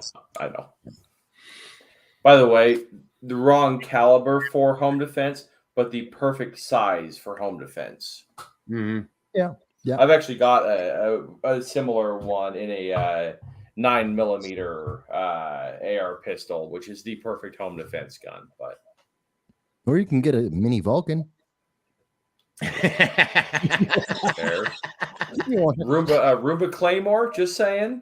Chain know, gun. you may not have much of a room left afterwards, but you'll if they're still standing around after you fire that off. Front towards enemy. M203. There you go. Also nice. Yeah. Again, Mhm. not have lots of space in the house afterwards, but no Mhm. one's going to be around to complain. Speaking of Jan, really quickly, for home defense, once you finally get one that you're comfortable with, I don't know how many people live in your household. I would say if it's just you, it's better, but honestly, clear the gun, empty the magazine, make sure there's nothing in there, and do home clearing runs over and over and over. Do it in the dark. You know, if you stub your toe, just get to know what's in your house without any lights on for those kind of things. A Barrett BMG 50 cal. Oh, good Lord, Frank. Pistol. Pistol. I got to get 50 BMG a pistol. picture of that so people will know why we're laughing. Oh man, you can share, right, Vess? Yeah. Okay. But no, lots of things to train with. But yeah, that one's chambered in 300 blackout. That's for if I want to get the bad guy in my neighbor's house behind the fridge. Actually, for home defense, you don't need a very large round. That's what I'm saying. That my 9mm AR pistol is perfect. Okay. I mean, you want to stick to 223 and below. Mhm. For rifle calibers. That's the rifle. That's the Barrett. Mhm. Yeah, that's the rifle. Oh, yeah. Frank was talking about a pistol. There you go. Well- There's one. Mhm. But don't use. Yeah. Those are. Anyways, That's not home defense. No. That's for the what bad you guy want that's a if you mile want away. to get through the armory, through the tank, and through the armored personnel carrier. And just to show you something really silly, and this is a crazy. Oops, why is it doing that? There it goes. Oh. Mark Molinaro sorry. wasted taxpayer Hang on. money on his $80,000 Stop. luxury SUV. Now, Stop. There it is. So this is a guy who thinks he can do a 50 BMG pistol. I love Scott at Kentucky Ballistics. This guy's hilarious. I This don't know is- if you guys saw what he did do with his Serbu, but I love Scott. But that's Well, just crazy. he was out of action for a good long time because one of his Yeah. 50s blew up on him. Because of his Serbu. Yeah, that's what I was talking about. He loaded some slap rounds. If you're not familiar, a slap round is it's a kind of a makeshift round, and he was shooting some really old ones that were unstable. And his single shot Serbu, I think the one pictured in that picture actually, and it exploded, tore open his neck, his chest, his face. It was bad. He was out for a long time, and they were really worried about him making it, but he did. He's back to making videos. Scott, I can't remember his last name, Kentucky Ballistics, hilarious YouTube channel. Go check him out. So, There's some good but people Scott's a out good there. guy. There's some funny videos out there and Mm-hmm. some interesting stuff that you can see. I even saw there was someone who was firing the 50 cal. They were YouTube is great for seeing the things you should never in your life do. Yes. And there had this guy who was firing a 50 cal about 50 yards at a safe. And of course, the bullet bounced right back at him because he was at no distance. It just ricocheted and it happened to ricochet right back at him. And it's like, why would you fire a 50 cal at something 50 feet? It was like 50 yards, maybe 100 yards away. It was like, the thing shoots miles. What do you think? It's going to ricochet.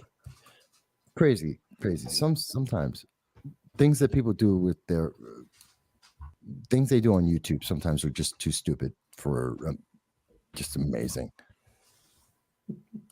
Wait, where is it? Hold on. Nope, not that one. Okay, hold on. I got you. Oh, pause. And then we Put got it. people like Representative Sheila Jackson Lee, who wants to tell you, but it weighs the same as 10 boxes. Oh yeah, there you go. Him Rambo. firing an MG42. Because he thinks he's Rambo. I had the biggest when I was in the Marines. We were at we were up at Fort Drum for a training exercise, and we were shooting. And yeah, I think it was at Fort Drum. And we had one of my staff sergeants. He's about 6 foot, had to weigh about 280, pure muscle, big muscle guy. And he says, and this is why you don't do Rambo. And he had an M60 short. He only had a short chain and decided to fire it. And he's firing it one-handed. He wound up walking back into the left about 20 feet, just firing. I mean, he had to only shoot like 25 rounds, but it just walked him back and walked him across. And he's just fighting to keep his arm straight so it's not veering on off. Because, in the movies, it looks like, yeah, anyone can do it. No, don't try that stupid stuff. That ain't going to happen. Right. That's Hollywood magic there. Yeah. Which is so scary because everyone always, so many people have these ideas of firearms and they get it straight out of the movies. It's like, well, all these movies do that. It's like, no. Speaking of movies, did you guys hear? They're going to continue the movie Rust and Alec Baldwin's still going to be in it. No, I didn't hear that. I know Alec Baldwin settled on his Rust lawsuit. I did hear that. Yeah, and they're going back into production in 2023, January. They're going right back to the movie set, and they're going to keep making the movie. Hopefully, they get somebody's a competent armorer on the set this time. I'd rather see him in jail. Well, I'd like to see him in jail too. But he did everything wrong you could possibly do. He's arrogant about it. And then wants to tell us about, well, but you're the bad gun guys. It's like, you killed someone. Yeah. Okay, hey, so I got to run. My family's home, and they'll be gone for the next week, so I'm going to spend some time with them. You guys are amazing. I love hanging out with you every week. And again, you're right, Bess. We got to do more of this stuff, and we can do the political as well. But every once in a while, have somebody come on and ask us questions, challenge us, talk to us. Help us learn. Absolutely. But I'm going to go. You guys have a fantastic night. And just remember, when seconds count, the police are minutes away. Absolutely. Well, maybe we should start doing this like a monthly thing where we have Ask type deals every month. Okay. See you guys. All right. You know what? We'll do it as members. We'll do it for our members. There we go. Yep. We'll do members. Ask us anything. Basic beginner gun tutorial kind of thing. Yep. We'll make that available for all the members. So, what do you think about Biden's statement that we are at the highest risk of nuclear Armageddon since 1962? The man thinks he is in 1962. He doesn't know what he's talking about. We got a long way to go before I trust or value anything that man says, because he is an idiot. Well, that's obvious. And I do honestly believe that they are trying to set the stage to go after him, go after Hunter hard from the Democrat side, so that they can say, see, we're so much better than the Republicans because we will go after our own when they do wrong. See, and I purely from the political side. Now, this is my political analyst hat. I know Republicans would love them to do that because there's so many attacks you can make on that. It would be devastating for all the Democrat candidates and everyone down the line, because it instantly opens up the Democratic Party to collusion, corruption, a lack of leadership or understanding of what's going on within their own party. I can't say, because they've done a lot of things that are stupid lately, so I can't say that they would never do that. but it's a stupid idea because it's going to backfire against them with independence as Well, well. how many things have they done right recently that has backfired on? Well, they really haven't done Okay. anything right in 19 months. So, like I said, I can't discount it. Okay. And I mean, if you just kind of look at the way things are going, all of a sudden you got a bunch of stories coming out from left-leaning news sources that are touting how much Democrats do not want Joe Biden to run in 2024, how disappointing Joe Biden's been for Democrats. And then you have all of a sudden this miraculous release of all the Hunter information and the FBI saying, yeah, we've got enough evidence to go after Hunter and turning all this stuff over to the DOJ. No, what I think this is the major media giving a wake-up call to the Democrats that they don't seem, because if you ask the Democrats, you ask Michael Moore, he was on Bill Maher recently, and he's like, we're going to win in a landslide. Literally, the progressives, their echo chamber, they think they're winning. They think people love this. That's why they keep putting out stuff like She-Hulk. They put out the Rings of Power. They think they put out the movie Bros. They think people love this and that they are winning. And it's just the evil MAGA that's stopping them. So this is and that's what Pelosi said, that they're going to retake the House. They don't have any problems holding the House. They're out of it. They'll expand their majority in the Senate, and everything that I'm seeing, local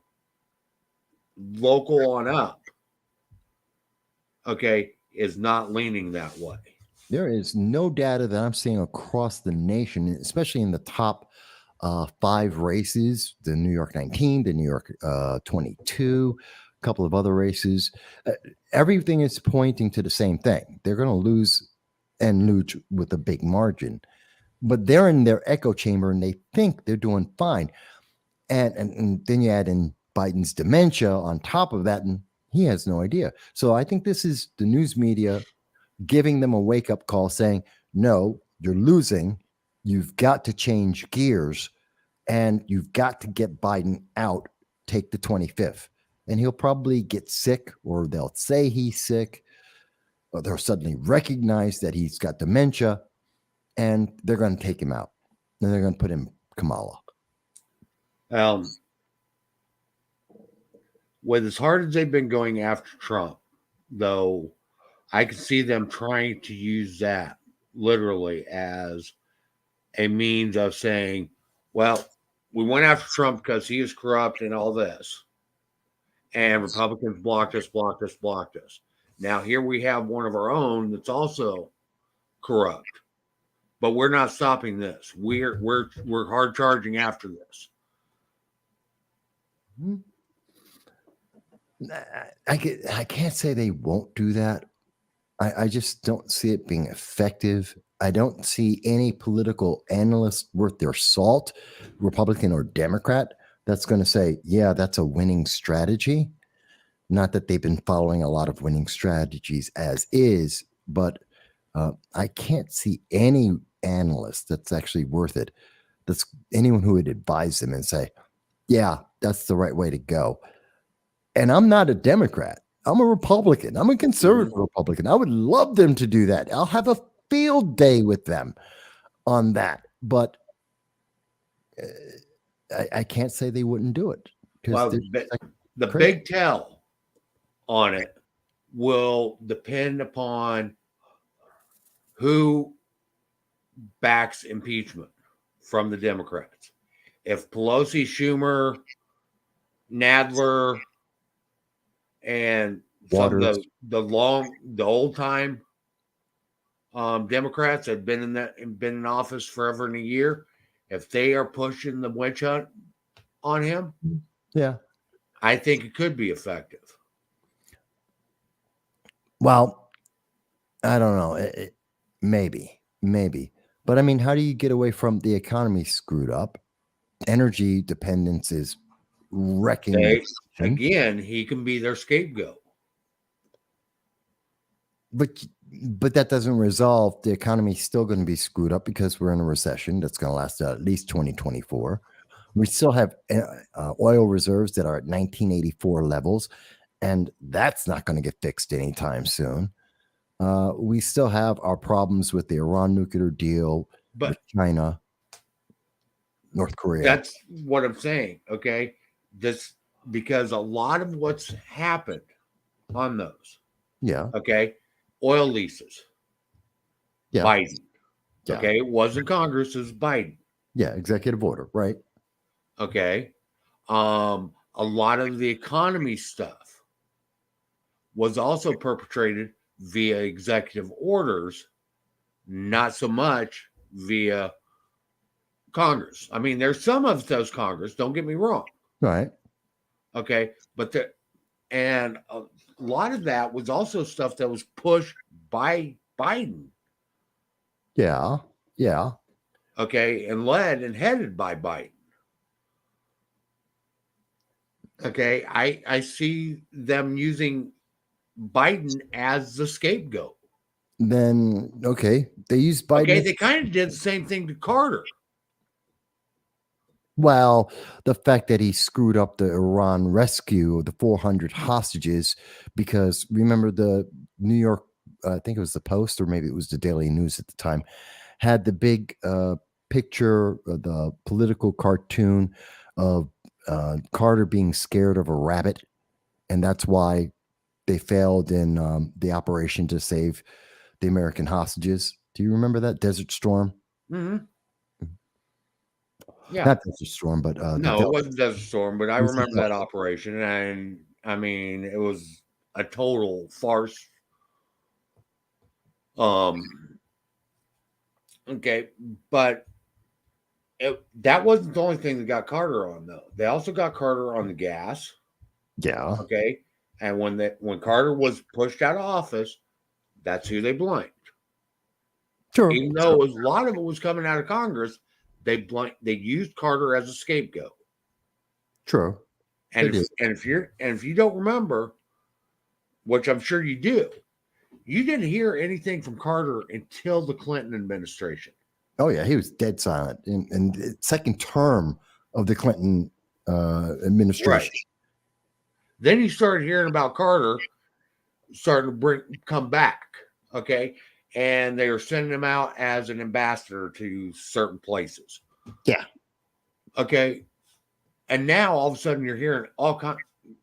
I mean, and then under Obama, you started hearing all kinds of things about Carter. Again. Yeah, he made the turnaround and he's back in the good graces because most people are forgotten. Mm-hmm. And a lot of people But died. when Carter lost the election, Carter was the scapegoat. Yeah, you could do that with Biden to an extent, although I don't think Kamala would be absolved of all of it. And I don't see where they go. I mean, Newsom's just as much of an anti-gun nut as everyone else. He's just as bad with his policies. Open door policy in California, illegal immigration, trying to take away firearms from American citizens, trying to put in the insurance for Newsom's very popular with Democrats, but I think they're going to go with somebody that's relatively unknown. Buttigieg thinks he can get it. Yeah, it's a joke, but he thinks he can still get it. Yeah, he does. I know, and it's sad. It's so does Beto. Oh God, he can't even. That man has lost everything. He lost Congress. He lost Congress presidency. He is so out of touch. Yeah. But I see them almost pulling an AOC, honestly. Oh, God help us. God help us. I mean, not putting her up, but doing the same thing as what they did for AOCC. I could see them almost trying to pull that. Jen, by the way, Uh, yeah, Biden is crazy about trying to buy oil from Venezuela. It's like buying oil from Iran. He's desperate. We need the oil. So he's trying to find some way to make it sound good. It's absolute desperation. Also, Newsom may have said that he's not going to run for president, just like we heard Pelosi say that when Democrats lose and she's no longer Speaker of the House, that she won't go to Italy as an ambassador. They always deny these things until it actually happens. So Right. when Democrats lose and she's no longer in the House, you're going to see her say, "Oh, 2023, yeah, it's time for me to retire. Let someone else take my seat through a special election or She appointment." won't. She won't. She won't. She won't what? Take. She won't give it up. Give up her seat.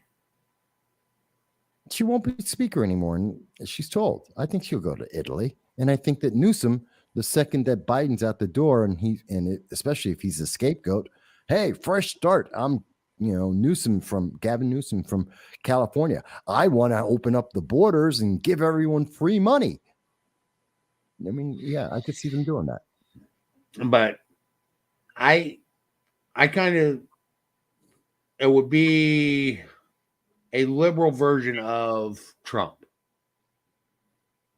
Well, that puts you into the Rashida Tlaib's, the AOC, the whole squad, Democratic Socialists of America.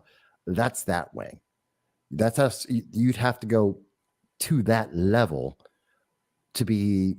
But finding somebody that's relatively unknown, that's not real political, because really until Trump ran for president, Trump wasn't very political. Yeah. No, he was a little. He was involved, but he wasn't big. Not publicly big in politics. Right. But I can see them trying to find somebody. Okay, it's not going to be Bloomberg because he's way too political. It won't be Eric Adams, as Jen is mentioning. No. Yeah, Mr. We have, and I just did a video on that too. I did a tweet on it. There's 800,000 illegal aliens in New York City. He got 17,000 from Texas, and now it's a national emergency. It's an emergency in New York City because we got an extra 17,000 on top of the 800,000 illegal aliens. He's so out of his mind. He's an idiot. So he's out the window. I see Zeldin gaining traction. Yeah. In New York, but I don't know that he's got enough yet to actually win it. He would, if we see polls that show him being up 6 points, means he wins by 1. He can't just be in the polls even or within 6 points. He has to be 6 points up to be 1 point ahead at the election. He is definitely doing better than Molinaro did. Oh, yeah, massively. But then again, you had the attempt on his life. You have Hochul's an idiot. She's unconstitutional. And you have the environment overall. So he's got a lot helping him. There's so much.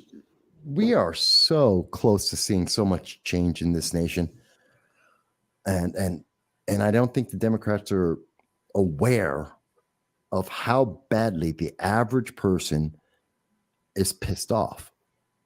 No, they actually, I don't think anybody who's running for office right now really understands how pissed off the American people are. I hear it all the time. And it's not just the right. I mean, they always like to say it's the right. We're talking about middle of the road people. That's part of the reason why we're seeing. We're talking people that normally are not political. Yeah, we're like the 7 million new gun owners that we're seeing. These are people who are just stepping up and saying it's too much. I can't deal with this. I need to protect myself. I don't trust the government or the news media anymore. I mean, it's people that aren't Republican, that aren't Democrat, that they don't care about politics or anything else. Those are the ones that are getting pissed off. Oh, yeah. and they've got lots of reasons. And we're seeing so much reverse now. The judge with DACA, the judges with New York and its anti-gun positions. We're seeing there's been several flip-flops with immigration that's going on. Now we've got Hunter finally being investigated. It's there's a turn. My question is, are we going to go all the way through, or are we going to just pivot a little bit? Like, are we going to see states say, no, we're not going to use the red flag laws?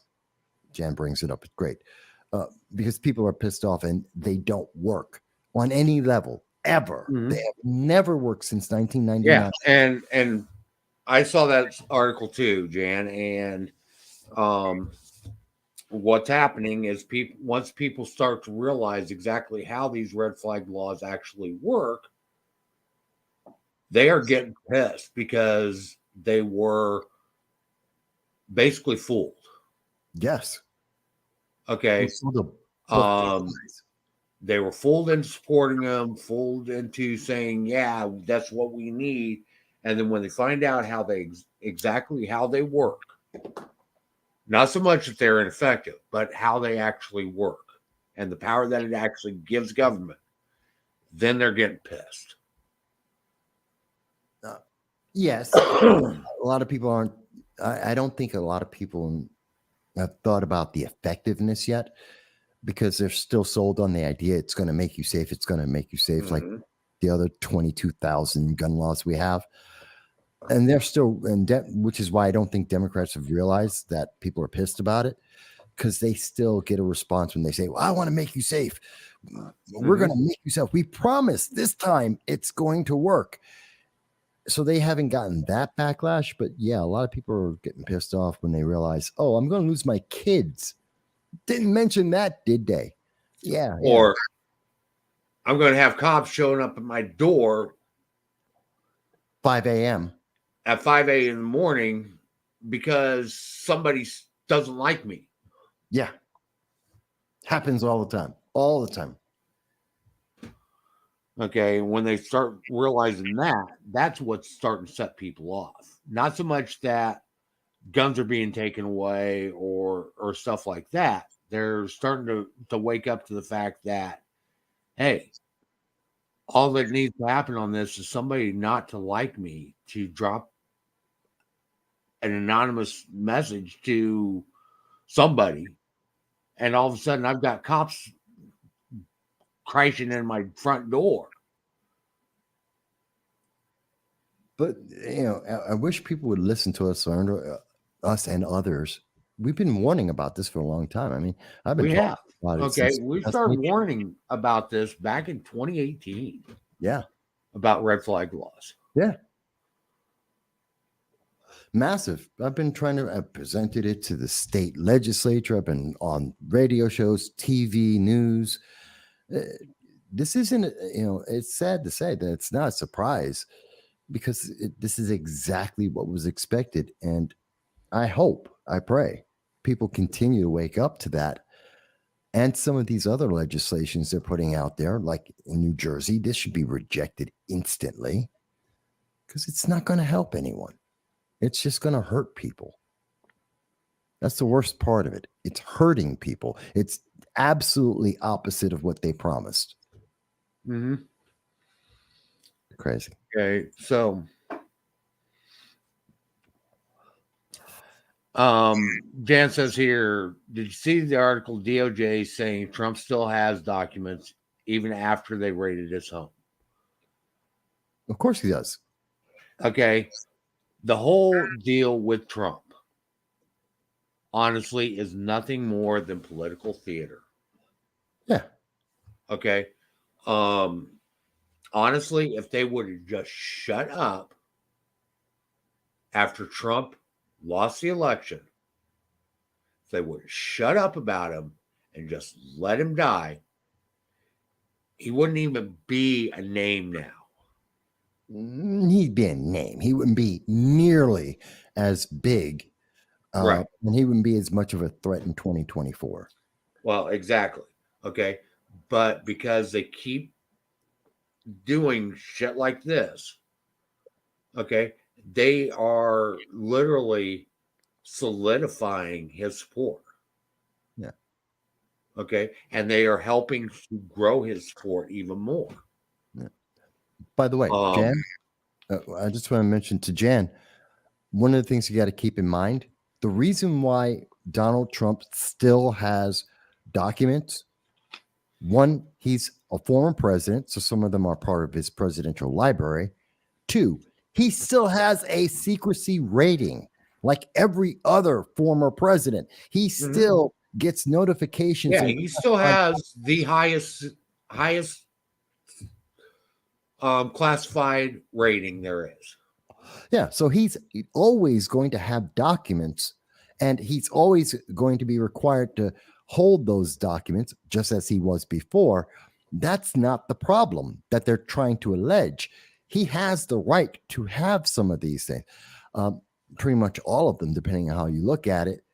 Their problem is they needed something to get him on, and they said the library didn't, the federal presidential library, The National Archives. National Archives, that they didn't have all the documents.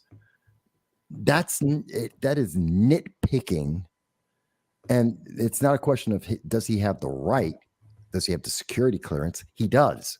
They just said, oh, not everyone has it that should have it, which is a lie because they have it electronically. And So- that is exactly true.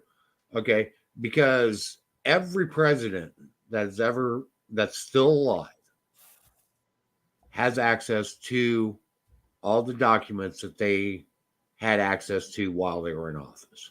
Yeah. Okay. And even to some extent, a lot of the new stuff, even today. Okay. There are some national security stuff and so forth that after they're out of office, they no longer have access to. But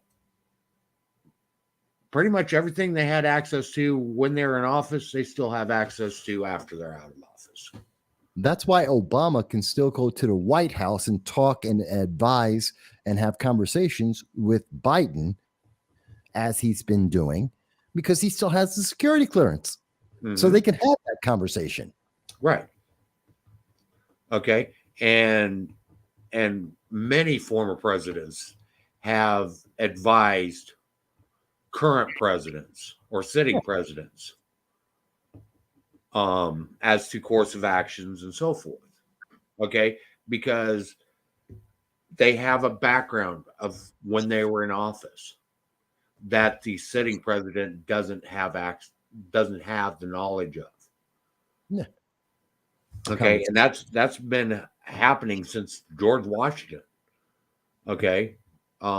Because George Washington consulted with the president that was the leader of the Congress when it was under the Articles of Confederation. Okay. This is something that's always happened as a part, and that's a part of what they mean by a peaceful transition, is that the outgoing president does help future presidents. And shares information and insight and private conversations and the stuff that the public doesn't get to find out about happening, the national security issues that we never get to hear about, where Delta is at any given moment, or what they've done in the past, or what they're planning to do in the future. There are a whole bunch of conversations that are going on that we shouldn't necessarily know about national security immediately. I do think eventually we should know, but presidents share that information all the time. And honestly, if they wouldn't be gunning for Trump as hard as they are, and if Biden would have consulted some of what was going on when Trump was in office, there's a good chance that we might not be in the situation we are in the geopolitical realm. It wouldn't be as severe. You wouldn't see North Korea firing off 32 ballistic hypersonic missiles. That wouldn't be happening. Right. You wouldn't be seeing China firing missiles over Taiwan. Yeah. those things would not be happening if they had conversation and advice on how to handle this. It would not be happening. Okay. And that's one of the reasons why our outgoing presidents do maintain their security clearances. Okay, unless they were impeached and removed from office, which has yet to happen, Right. or unless they were convicted of treason, which is yet to happen. Exactly. Okay. I know they're trying really hard to do that to Trump, but nothing stuck. Okay. And honestly, Trump's involvement in January 6th is looking less and less credible It never as looks the credible. investigation goes on. It's never been credible. Well, right. But it's even getting less. True. They can't make their case. But remember, they're going to have January 6th. The TV show is back for season 2 just in time for the elections. And they're going to bring it back again to try and sell it one more time because they can get maybe 1 or 2 more votes saying, Republicans are evil, vote Democrat. That is their sales pitch. And they're going to push it out there using American tax dollars to put the show on, produced by Hollywood, to try and change votes. It's terrifying. Actually, Jan, you bring up a good point. Actually, once you receive your security clearance, you do have periodic reviews of security clearances. But once you receive your security clearance, you don't lose it. Yeah. Okay. Like I said, they do have periodic reviews, especially people that weren't in high office. But once you get that clearance, you don't lose it. Okay. Unless you do something that causes it to be revoked. Yeah. I still have, at least last I knew, I still have my security clearances from when I was in the military. They're inactive, and of course they would have to be updated, but I still have them. It's just inactive. It's an inactive clearance. Right. It never went away because in part, the knowledge never went away. I still remember, all the things that I knew how to do. I still know how to do them. So exactly. That's why you wouldn't lose the clearance. It would be inactive. They wouldn't show me new stuff, but I didn't lose my information or knowledge about the stuff that I did have access to then. And on another note, he may not have access to new information, but again, he has access to all that old information. Yep. Okay, just like a sitting president or an outgoing president still has access to all the information that he had while he was in office. Okay, once you know something, okay, you know it. You don't unlearn something. Here's another way to think about it that a lot of people don't think about. Let's say Obama. I'm going to use Obama because he's going back to the White House on a regular basis.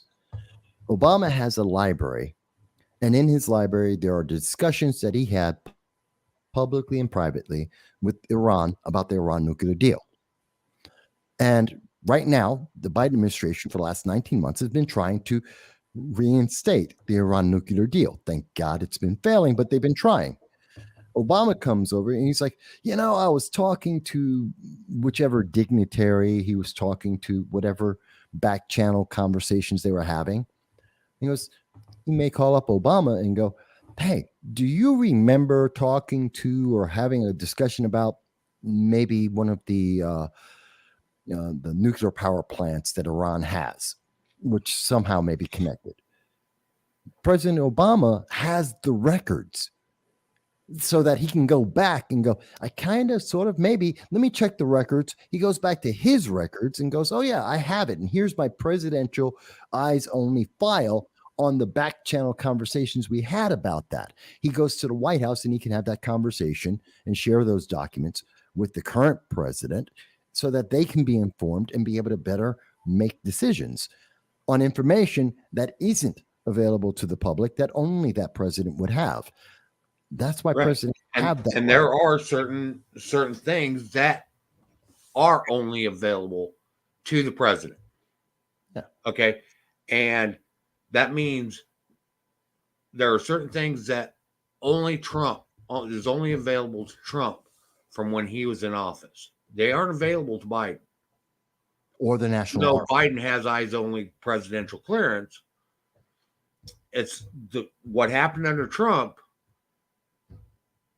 is only available to Trump. What happened under Obama is only available to Obama. Okay, certain eyes only presidential items. Yeah. Okay, just because somebody's elected president doesn't mean that they get access to everything that was eyes only presidential of the former president. And so Okay, they can ask for it, and more than likely, the outgoing president is accommodating in granting access to that. yeah. But those are conversations that happen behind closed doors. They're never spoken about. And I think if more of the public understood that, it would make this whole thing about Mar-a-Lago even worse, which is another reason why they don't talk about it. Mhm.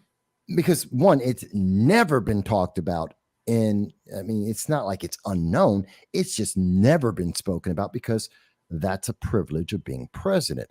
Now that they've attacked that presidential privilege, it's kind of coming out a little bit for the public, but not enough for people to understand why this is such a farce and why it's such a problem going forward.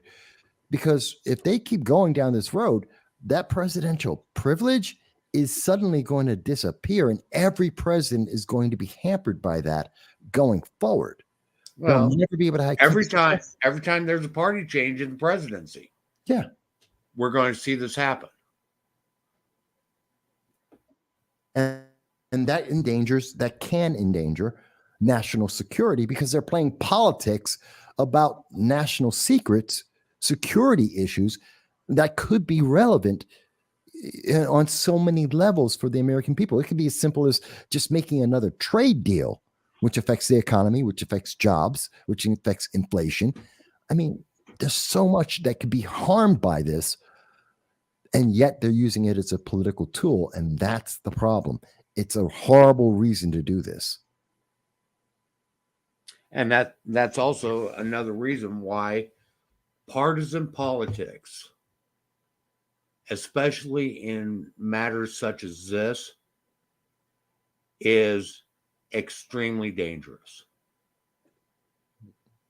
Okay, to us as a country.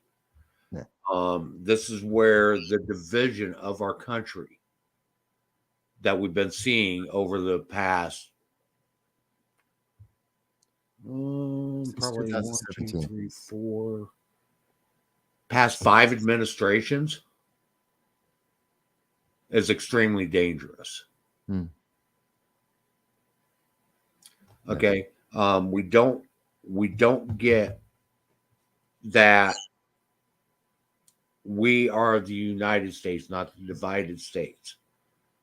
And when they continue with this partisan politics, they are pushing us down a road that we've already been down back in 1843.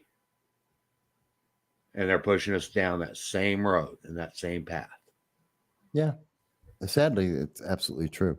I mean, I understand, election, you're in the election phase and, a couple of months of back and forth. Yeah, that makes sense. But don't endanger the nation over this stuff. They're missing the point. It's one thing to run a campaign. Yeah. Okay.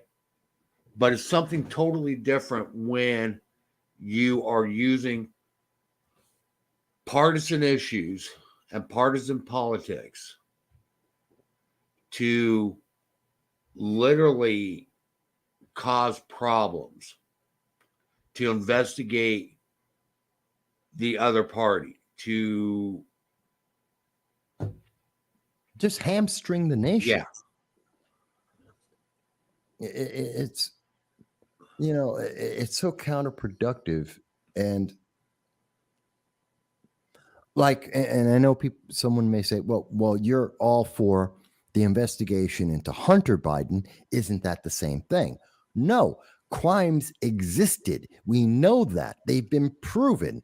And we need to maintain our government and the trust, most of all, the trust of the public in our systems, so that when we know, and it's been verified over and over again, that these crimes were committed and there is a potential for more corruption, then we need to root that out. That's not political. Whether or not it hurts Democrats, yes, it does. That's a side issue. The fact is, we need to do this about Hunter, and it needs to move forward, not because of the politics, but because our judicial system and our trust and faith in our government require that it absolutely has to happen, and it should have happened already.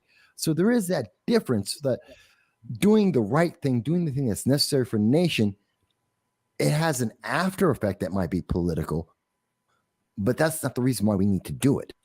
And I think a lot of people don't always necessarily see that. It's not because, we're going after Hunter because we're getting Biden because it's politics. No, we're going after Hunter because he committed crimes, and his father seems to be complicit in that. And that's corruption. We need to get rid of it. Does that make sense? Here's the truth of it. Okay. And here's why, and it's going both ways, both sides. If Trump was suspected of stealing classified documents and so forth, they easily could have done an investigation of that outside of the press. Oh, yeah. Without the press knowing a thing about it, until they had actual evidence of it. They didn't do that. From the start of this whole thing, it's been in the press. The January 6th commission, okay, is nothing more than political theater, because they could have investigated all of that outside of the media. Russia collusion was done outside of the media up until the end, almost entire. Right. I'm talking about the investigation part. The actual investigation, virtually up until the end of the 3 different investigations, there was some rumors, but no one was making accusations. There were some politicians that did, like Adam Schiff, but taking him out the picture, the actual investigation was quiet behind closed doors and done with no real rumors of any accusations coming out until the very end. Okay. That's what it's supposed to be. And until that, and then the fact that they are making these accusations without having any proof to validate the accusations that they're making. Okay. Again, that is nothing more than stuff to divide us. Okay. Absolutely. And then even when the stuff is discredited, like we saw with Russian collusion and several other things while Trump was in office. Yep. Okay. And when they went, and I'm going to turn this around too, when they went after Clinton, it was nothing more than political theater. Oh, yeah. What is the definition of is? I mean, that's political theater. Okay. Well, Clinton was political theater, but the investigation into Clinton was again, it was political theater, except that was political theater coming from the Republicans. Yeah. Okay. This all is okay, and this is what is causing a lot of the division that we're seeing across the country. Okay. Honestly, if they would have kept quiet about Mar-a-Lago and done an investigation, and let's say they did find that Trump was guilty of something along those lines, okay, Mhm. and then announced it when they were actually bringing charges against him, that would be something totally different. Oh yeah. Okay. But this showmanship all the way through it is nothing more than to smear the other party.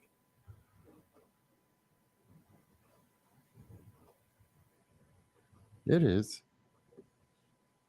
It's sad. Okay. And on that note, okay, like I said, we need to start coming together as a people. Okay. We are the United States. We are not the divided states. We need to start realizing that our political parties, whichever one we support, is doing nothing more than working to divide us. We need to start understanding that, and we need to start saying, hey, enough's enough. Quit with the political theater, okay, and do your jobs. If there's a reason for an investigation, do your investigation, okay, and when you've got credible proof, bring the charges and then announce it. Yeah. But until then, investigate and leave it alone. Yeah. Okay. With that, we're going to go ahead and call it a night. We've been on here for 2.5 hours almost. It's been great. It's been great talking to you, Jan. As always, we love to have you. I also want to make an announcement right here at the end. I should have done this actually earlier.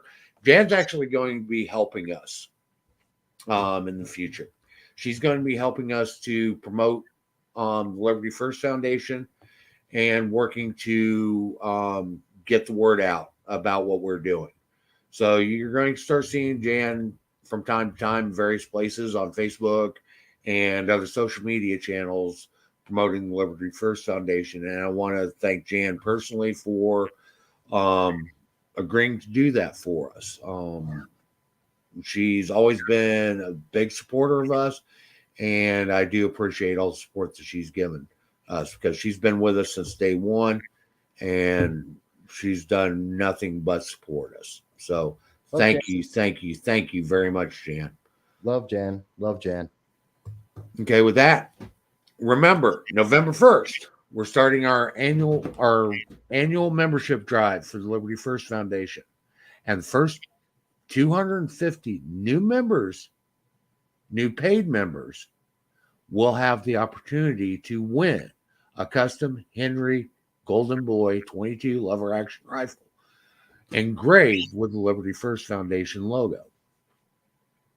Okay. Membership is going to be $15. We're going to open up registration and sign up on November 1st when we will be launching our new membership website. Until then, you can find a lot of articles, information, and stuff on the Liberty First Foundation's website at l1f.us. You can also do search through Google for the Liberty First Foundation, and you can find a lot of information there.